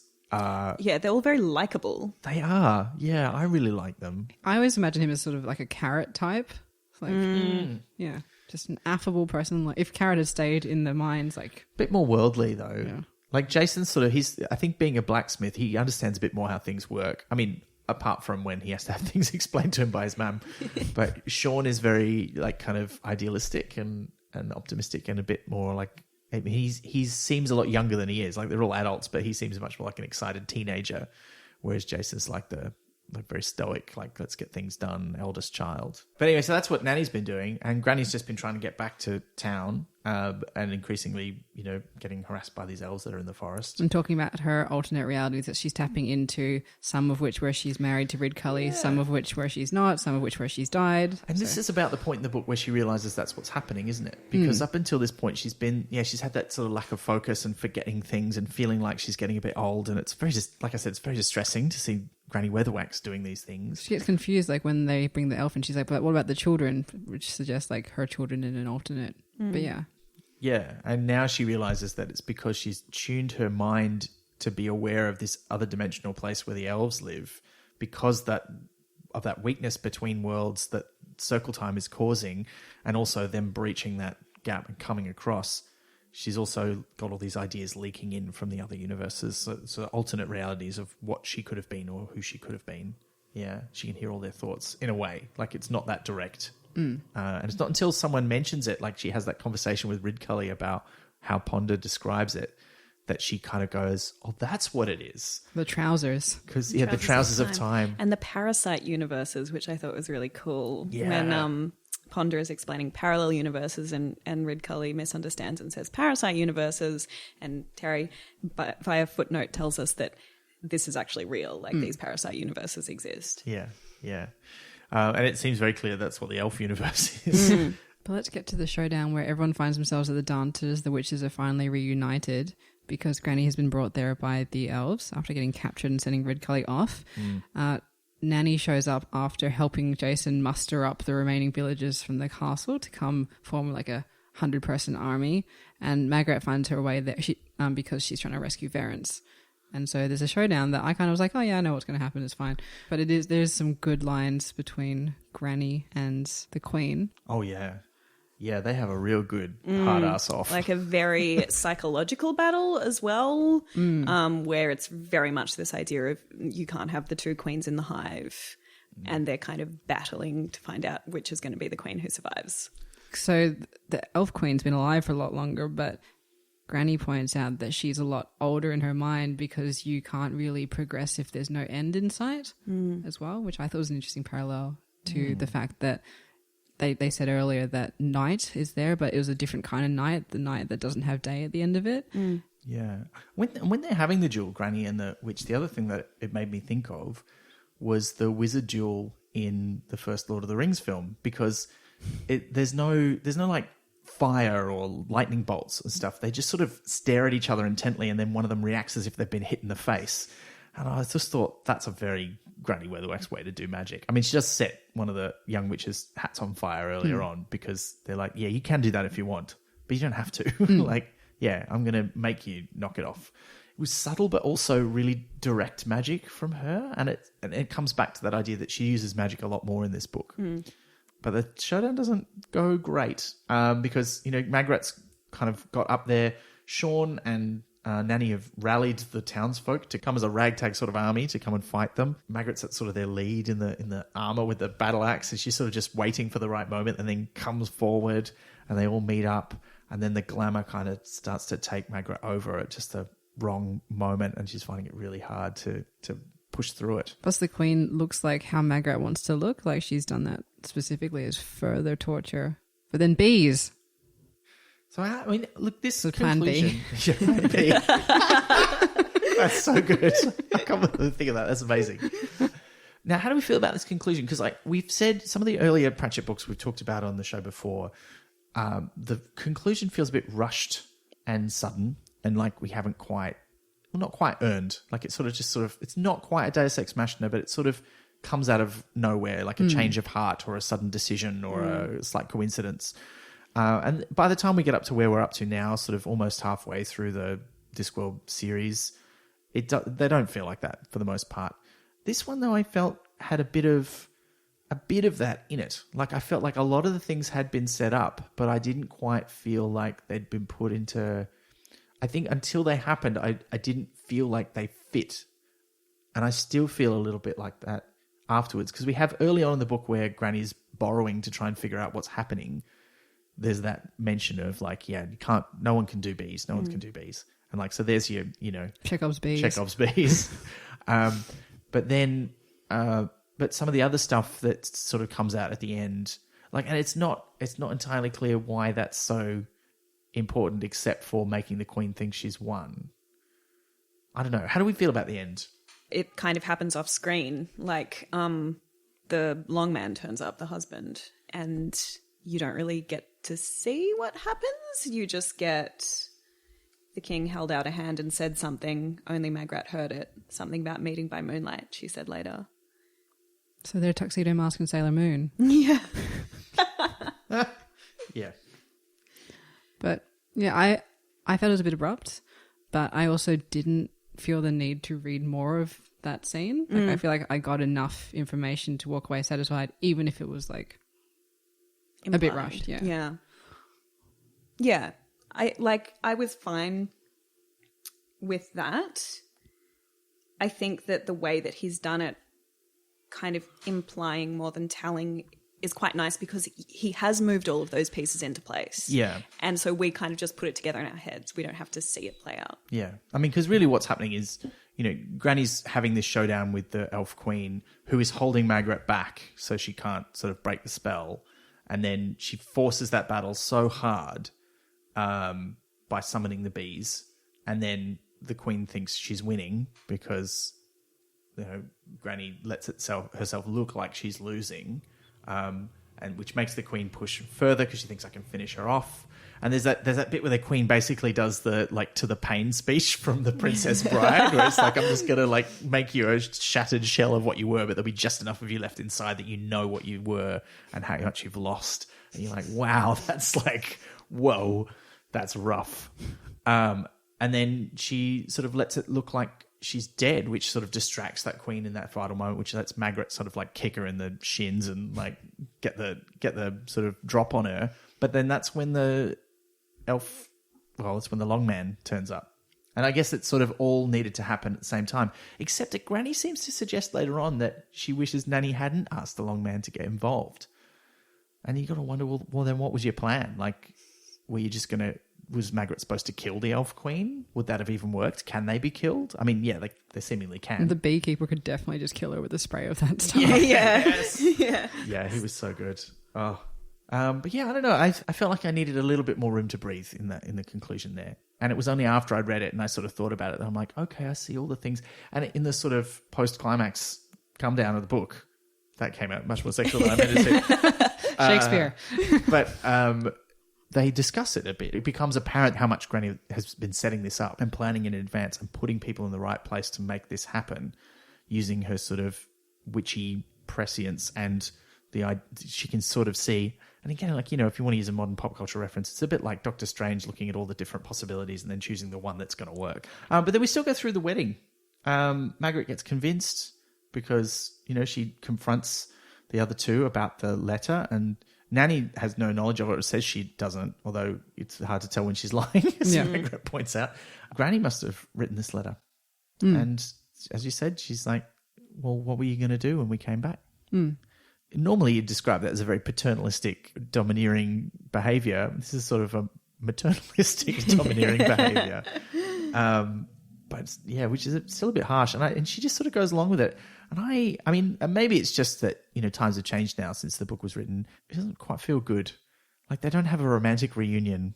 I mean, the most romantic thing that happens is Verence reads Casananda's card and asks him to step aside and explain a few things. Because the wedding itself seems fairly perfunctory and happens off screen. We're not there for it. And it's the classic sort of at the end of an action movie. Oh, we've missed the wedding. Oh, well, here's a registry office. Or can't the police captain marry us? We'll just wear our terrible clothes. It's that, which is I liked. Just do it. Just make it happen. Yeah. I guess there is that. And his conversation with Casanova. Second best, he's like, oh yeah, I try harder. Yeah. And we also find out, like, Nanny and Granny know that there was no such person as Queen Incy, as is suggested in the footnote at the time, which is a very Time Team-esque kind of conversation. And they decide they're not going to tell her. Then everything's fine except suddenly a unicorn. Yeah. And then they shoe it using Granny's old silverware. It seems right that Granny's making that sacrifice. Although, what is it? They just let the unicorn go. It's just going to run around being... magical, not mad, I guess. I don't know. I know. Does the unicorn get a happy ending? We're not really. Well, it just runs off into the sunset, doesn't it? And we don't know what happens to it. Yeah. They say the shoes will last for a while, but it'll be free of the Queen's influence. They should put a cork on the end of its horn just to be safe. Yeah. Because accidents do happen. It's true. Oh yeah.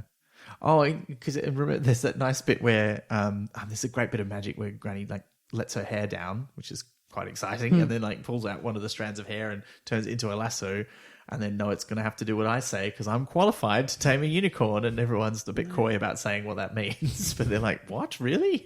Okay. And I feel a bit sad about that. I was like, really, come on, surely. No. Oh, okay. But one of the nice things about this book is that all three of the witches kind of get a love story in a way, because Esme has Ridcully, Nanny has Casananda, and Magret has Verence. And so even though they're all quite unconventional love stories, I thought it was really nice that they all get to experience some kind of romance. And they're all very much the protagonist in those love stories. Like, the men are very secondary characters. But yeah, that kind of brings us to the end of the book. I mean, is there any bits that we haven't talked about that people want to cover? Why is there that scene of Nanny in the bath? What does it add to the plot? It's very funny. I audibly gasped when it said bunion chisel. I just went, oh no. I just wanted to remind us, because she gets to be so motherly and also go on a date and in this book, that she is also a gross old lady, who's only got one tooth left and looks like a sort of apple that's been left out into the sun. Well, they had that when she got into bed and ate a sweetie because her tooth will not decay because she's throwing everything at it. But the bath scene, I was like, oh, this will pay off later. This will pay off later. Yeah, I thought maybe she would be able to sing and destroy the elves' minds because it's so awful or something, but no, it didn't happen. But yeah, and I liked it, but it just seemed a bit sort of, that's happening. Yeah. I liked the explanation for why it's iron that elves don't like, because they rely on this sort of sixth sense, which is like a sort of magnetic resonance, like sharks almost, they sense magnetic fields in the world, and that's a big part of how they navigate and interact with the world. And so iron, because it's affected by magnetism, kind of screws that up for them. And magnetic iron, even worse. I always like those sort of weird pseudoscientific explanations for folklore. I really love that kind of stuff. We missed the Morris dancers dancing their way to the castle. Yeah. Because that's wonderful. Yeah, combative Morris dancing. Doing the stick and bucket dance. Yeah. We're not going to do the stick and bucket dance. Obviously, we can't show you Morris dancing, but we can give you a taste of what it sounds like. This is a group of Melbourne Morris dancers, though I can't say if I know any of them.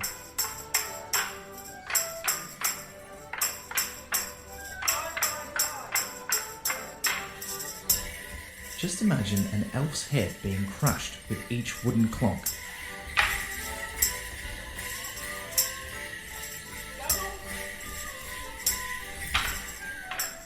You get the idea. I also want to know what people keep saying about our Sharon. Oh, they were so mean about her. But did she do something? We'll never know. Yeah. Were there any quotes that people wanted to read out? Because I've got a few.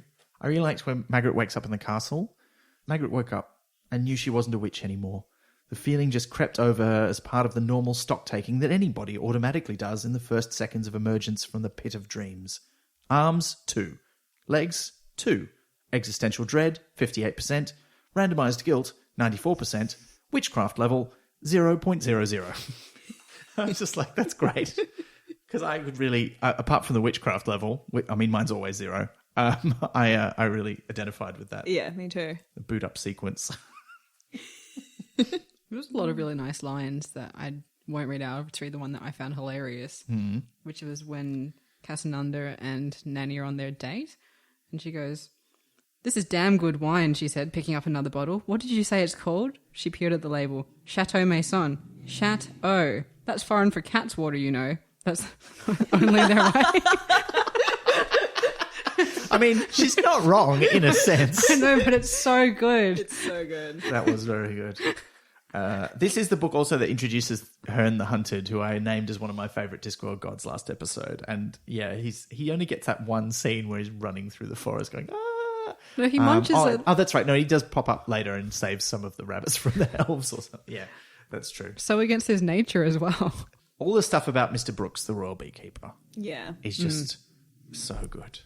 I just want to make mention of the one really just bad, excellent pun. And this was one of the lines that I remembered from the first time I read this book as a child, which is, Margaret has just kind of put on the armor and she says, "Grebo, come here."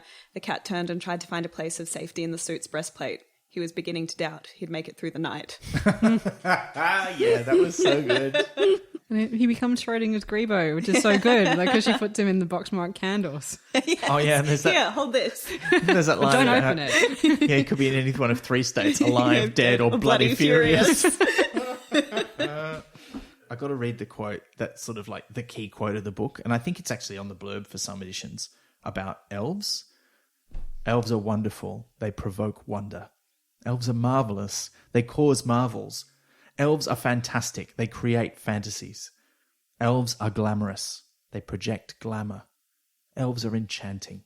They weave enchantment. Elves are terrific. They beget terror.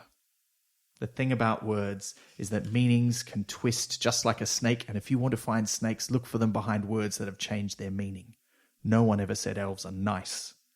Elves are bad. You mentioned that you really like the footnote about the naming, like Bestiality Carter. Yes, it's very funny. So yeah, it's quite a long one, so I won't read it all. But like, it was good because they talked about how they named their girls like Hope, Chastity, Faith, and then when they got to boys, they weren't quite sure what to do, so they ended up with Anger Carter, followed later by Jealousy Carter, Bestiality Carter, and Covetousness Carter. Life being what it is, Hope turned out to be a depressive, Chastity was enjoying life as a lady of negotiable affection in Ankh-Morpork, Prudence had 13 children, and Charity expected to get $1 change out of 75 pence. Whereas the boys had grown into amiable, well-tempered men, and Bestiality Carter was, for example, very kind to animals. Yeah. I would read it like every footnote if I could. It is great. I mean, Terry already knows what he's doing by many books before this, but this is where it's just like story and jokes are like... So perhaps we move on to some questions from listeners, Liz. So we got them across 3 different media this time, which is very exciting. So we got them from Twitter, we got them from Instagram, we got them from the Discord. So let's start with Twitter. We got a few from Patrick Duffy. This one I love, as in I don't love it more than I love all my questions equally. Yeah, nice work, Liz. Convinced. All right. Is this the book where Magrat finally achieves agency, or just the book where she gets manipulated by other forces and the author into believing that she has agency? I think that it comes down to the fact that if you believe you have agency, you have it. And it goes back to that whole idea of witchcraft as well, that it's so much about belief or manipulating people into believing what you want them to. So in a way, whether she has been manipulated into having agency is irrelevant because she believes that she does. Well, you've just changed my mind, so I'm not going to answer. Yes. Because I was like, no, she doesn't. I'm like, no, she does. Okay, good. Yeah. I mean, because, she feels like she's channeling this other queen, but she never is. I mean, not just because she doesn't exist. And yes, she's referring back to Weird Sisters. We're talking about, the crowns and hats have power. But it's still her doing all that stuff. She does, die hard her way through the castle. And later on, she has doubt about that. But she keeps going. The weird thing for me is that she definitely sort of has that self-determination, but I think we still don't quite know who Margaret is. For me, that's more the sort of authorial voice, is that we know what she does and what plot function she fulfills, but her personality is still not quite clear. Like, she's still figuring out who she is. And hopefully that becomes a bit clearer in the next one or one after. And last one from Patrick. Morris dancing, threat or menace?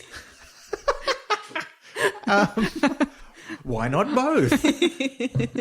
Look, it's a delightful, harmless pastime, but it is also weird and therefore very easy and creepy to portray as sinister.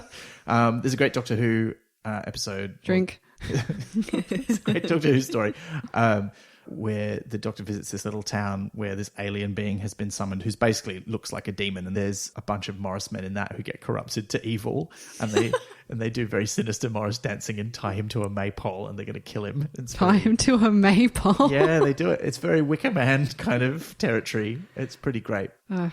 Yes, it's very good. Anyway, so yeah, I think real Morris dancing is fine, but I do enjoy making it creepy and evil. Because they were like Pied Piper Morris dancing, weren't they? Like, because they were like trying to attract the attention of the elves. I mean, also like killing them with their wooden sticks and they've bells. got sticks, so Yeah, just bashing them. Yeah, and there's is it one of the other books where they mention the other dance that they do? There's the Morris dance, then there's the other one that they don't talk about, which is not the stick and bucket dance. It's like another one. An even darker one. Yeah. I forget which one that's in. Hopefully we'll revisit that. All right, and here's a question from Sven Uckerman. What is your favourite Lancre landmark? And there's another question, and will you make an episode on the companion tourist guide of the Lancre map?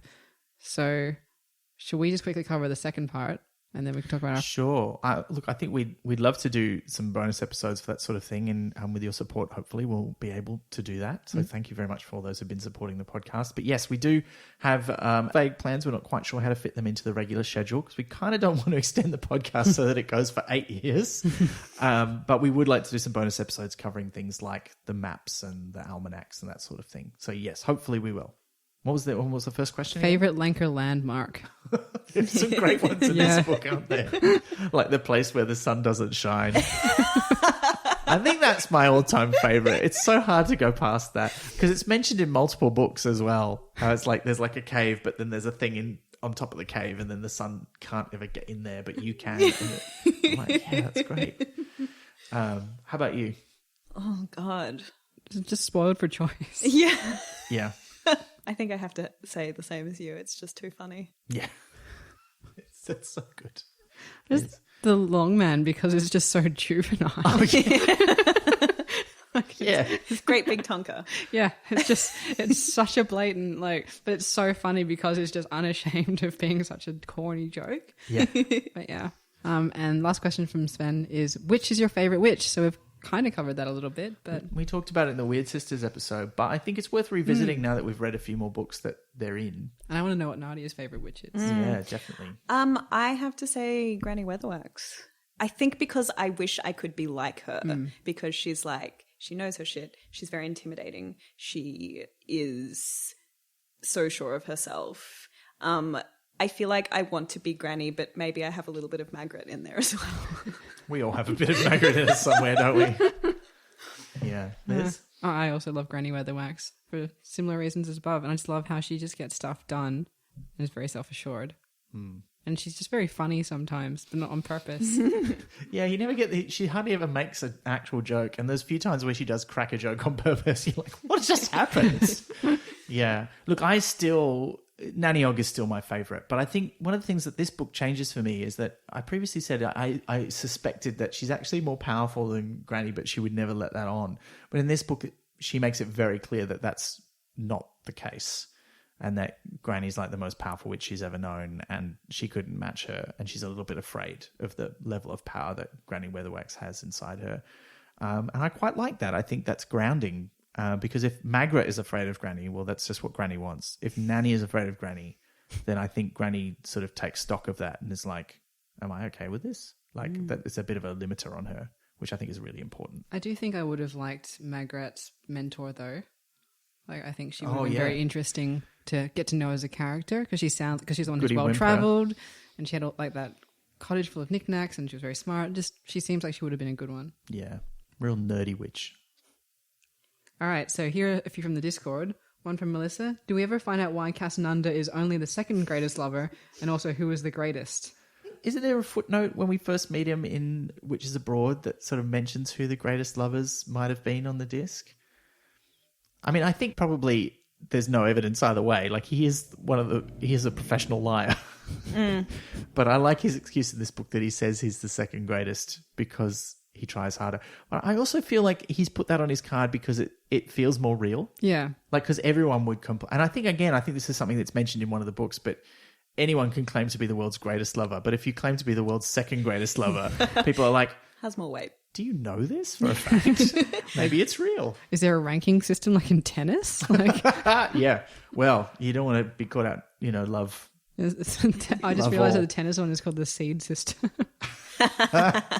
There we It go. all works. Ooh. I always just thought it was kind of almost like a Get Smart reference. He's always like, that's the second biggest something I've ever seen. And it's just this running joke. Yeah. That's good. I like that too. Yeah, that's cool. Another one from Melissa. I wonder what the dynamic was between the three witches when Goody Wemper, may she rest in peace, was part of the group instead of Magrat. Did they even have coven meetings, or did that happen because Magrat suggested it?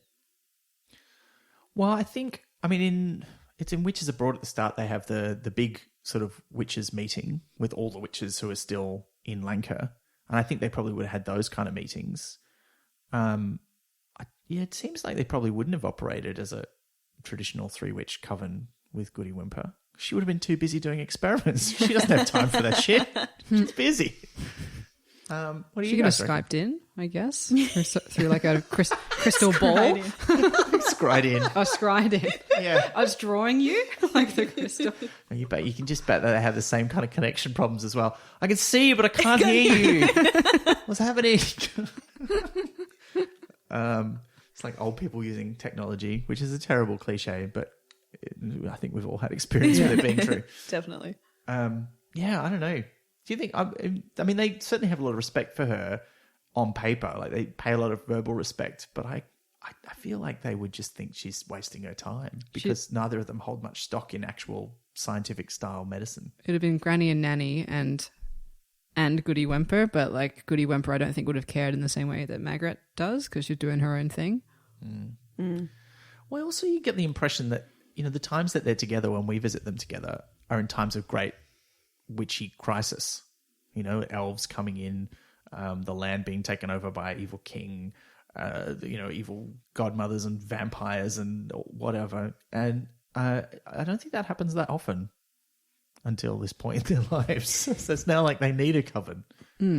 All right, so here's one from Zoe. So which of the Shakespeare plays Pratchett didn't use would you have liked to see turned into a witch's novel? Or for that matter, could the wizards be nudged into a Shakespeare parody? Which Shakespeares would we love to see get the Discworld treatment? How about a really dark one like Titus Andronicus? Ooh. That's got cannibalism in it. It's got lots of cool stuff. A lot of fighting. Yeah.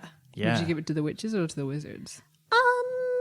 Feels like maybe neither of them, actually. Yeah, it could be a complete, like maybe even like the Night Watch or something. I don't know. Involve what's the club of the like the ghouls and the who hides behind the door and the Second Chance Club. yeah. Yeah. I reckon. Look, if you're going to do a wizard one, I reckon you'd have to do the Tempest, and it would be like some rogue wizard who's trying to like summon element because there's not a lot of elemental stuff either in the Discworld. I mean, there's Tethys the sea troll, but apart from that, and obviously the trolls kind of represent earth, but there's no kind of air or fire. Are there Not a lot of jinns that. ever? Yeah, there's a genie in sorcery, That's right. but there's not a lot of that sort of conjuring of elemental stuff, and I can kind of see some rogue because Prospero feels a bit like Ipsilor the Red or one of those wizards who's gone a bit mad with power. He's a bit like that. I don't actually know that much Shakespeare. I picked up the odd bit here and there, but my school only did Romeo and Juliet, which I absolutely hated, and it put me off exploring any further than whatever cinema decided to bring out. Oh, wait, hang on. I've just figured it out. My favourite Shakespeare comedy is Much Ado About Nothing. And now I want to see Much Ado About Nothing, but instead of Beatrice and Benedict, it's Esme Weatherwax and Nostrum Red Cully. Because would have to get tricked into getting together. Yeah. I mean, I won't spoil anything, but we know because of how the books work out, that doesn't really fit anywhere into the timeline. But now I kind of just want to see that happen, like as some sort of alternate history. And I know that one because Joss Whedon did a version of it. Yes. Yeah. That's Yeah. right. Filmed at his house. Was it his house? Yeah. That's why it was in black and white. It was very good. I enjoyed it, but it's hard to beat Enjoy. Yeah, true. It's hard to beat the Kenneth Branagh version. It's really hard. It's one of my favorite films of all time. So good. Actually, you know what? One thing we haven't mentioned, we didn't mention Granny's Sign. This is where it gets introduced. Oh, Which is I ain't dead. I ain't dead, yeah. So good. Anyway, any other questions, Liz? Final one from Instagram, from Gracely32. There's a part where Granny is explaining the elves to Verence and she describes them as having glamour, saying that if cats look like frogs, we'd realise what nasty, cruel little bastards they are. Isn't that kind of like headology for elves, which in turn means that the most attractive thing about elves is always what people give Granny such a hard time about? Oh, because they're doing headology on everyone else. Except they're not doing... It's not so much that they convince you of things, because that's kind of what Granny does. She tricks you into doing what is best for you. Whereas the elves magically appear as what is best for them based on what you think. I feel like there's a kind of a key distinction there. Does that make sense? Yeah, it's almost like the elves are an inversion of what she does because they're doing it in complete self-interest and with evil intent. And magically. Whereas she is explicitly not using magic. And a lot of places that cover witchcraft and supernatural themes are always talking about not using magic for personal gain, which I guess is exactly the opposite of what they're doing. But the evil people are always using magic for personal gain. That's part of like what makes them evil, which is strange. Well, those are some pretty great questions. If you want to ask us any more on social media or just discuss the book so that we see that you're doing it, you can do that and use the hashtag Pratchett17, because this is our 17th episode. 17. It's the Edge of 17. It's very appropriate with like all the Stevie Nicks and the witchcraft. We're and coming of age. Yeah.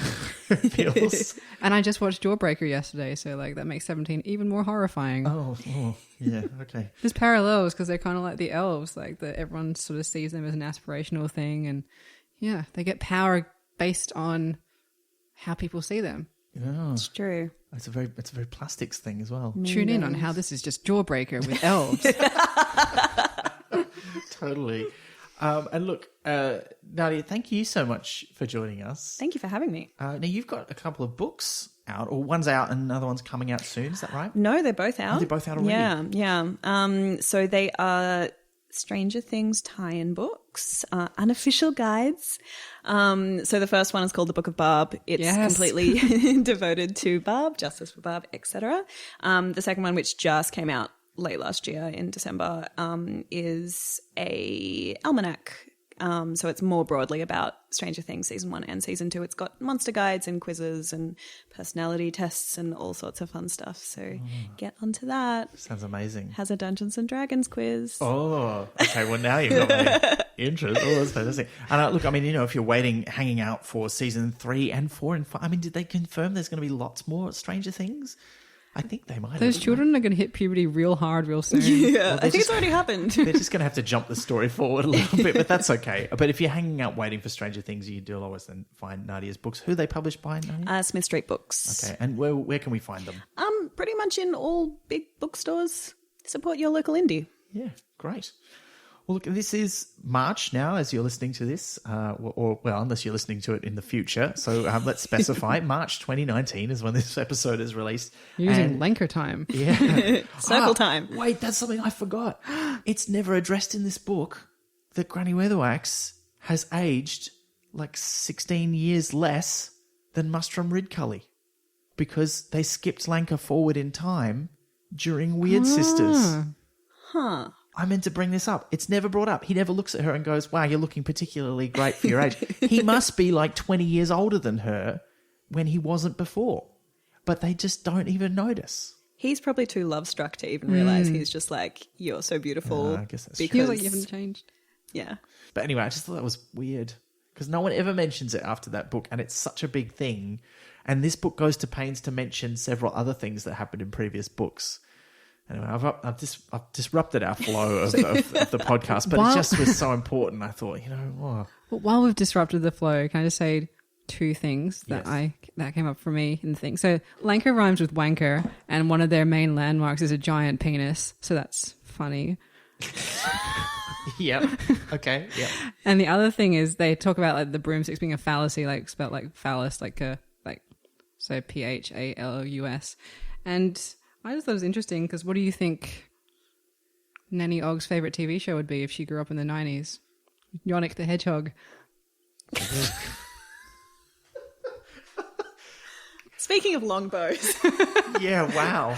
It's just because she always sings a hedgehog song, and I just remember they said fallacy, and I immediately was like, what would be like the opposite of that? Yonick. I was like, oh, that's funny. I also Then I enjoy laughed that. at my own joke for a while, and Why also just like that for you? Sonic the Hedgehog is a TV show.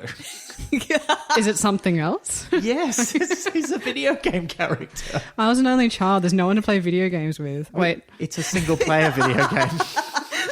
Also, I think football's in winter. Just saying all the things What they is get wrong all the happening? time. What is happening? I don't know.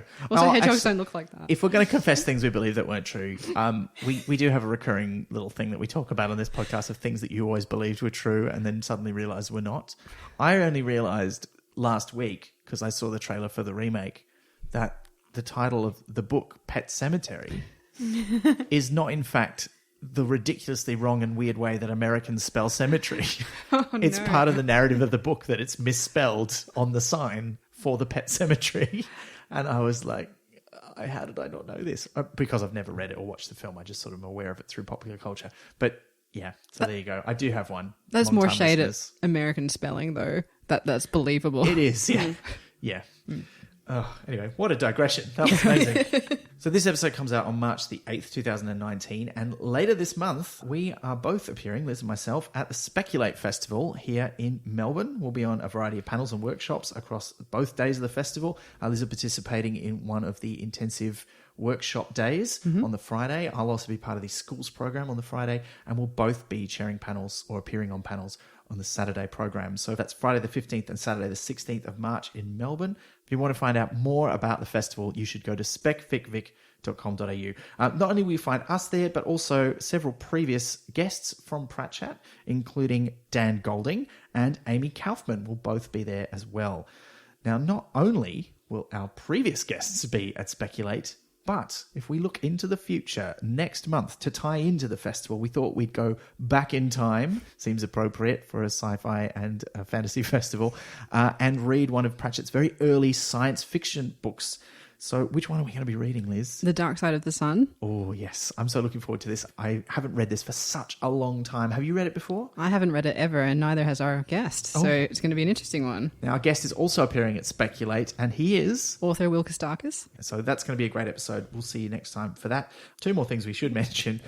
We're also going to be at Nullus Anxietus 7, the Australian Discworld Convention, which runs from April the 12th to the 14th in Preston on Melbourne's north side. We'll be there over the weekend, so we won't be there on the Friday, but we will be there over the weekend, popping up on various panels, hosting small discussion groups and doing some other stuff. First thing on the Saturday in the program, we will be recording our very first ever live episode of Pratchett. In order to come along and see that, you do need a membership to the convention, so unfortunately you can't just come for the podcast, but we will be recording it and we will release it, so you will get to hear it if you can't make it along. But we'd love to see you, and if you are a listener and you're coming to the convention, please do come and say hello at one of our little gatherings, or say hi if you see us on a panel. We always love to hear from you. If you want to find out more about that convention or get yourself a ticket, head to Oz, that's AUS, ozdwcon.org. I'm also going to be appearing at the International Comedy Festival in Melbourne next month in April from the 1st to the 7th. And I'm going to mention it now because our podcast comes out exactly one day too late for it to be any use in promoting the show in April. It's a show called You Chose Poorly. I'm doing with Alanta Colley, a famous science comedian, and we are going to be doing a show about the psychology of decision making. Why do we make all these bad decisions? We're going to explain why, but with jokes. And also doing a bit of an experiment on the audience, but just a nice, ethical, friendly one. Nothing, no Milgram experiments here. So it's on at Campari House from the 1st to the 7th. You can find out more about it on my website, benmckenzie.com.au. And also at the Comedy Festival, you can catch some of our other guests from previous episodes of Pratchett, including Cal Wilson and Clara Cupcakes, aka Ellie Squire. We'll put some details about their shows on our website, so check that out for more information. Until next time, for the love of iron, do not mention the name of the lords and ladies. You've been listening to Pratchett, the monthly Terry Pratchett Book Club podcast, with Pratchetters Elizabeth Flux, Ben McKenzie, that's me, and guest Nadia Bailey. Pratchett is produced and edited by me, with music by David Ashton of Sample and Hold Studios. You can find us on Twitter, Instagram and Facebook at Pratchett Podcast, and listen to past episodes and support the production of new ones via pratchettpodcast.com. Join the conversation for this episode using the hashtag Pratchett17. Pratchett is brought to you by Splendid Chaps Productions. We make entertainment for your ears, like the Star Trek podcast Rediscovery and time travel comedy series Night Terrace. To find out more, visit splendidchaps.com.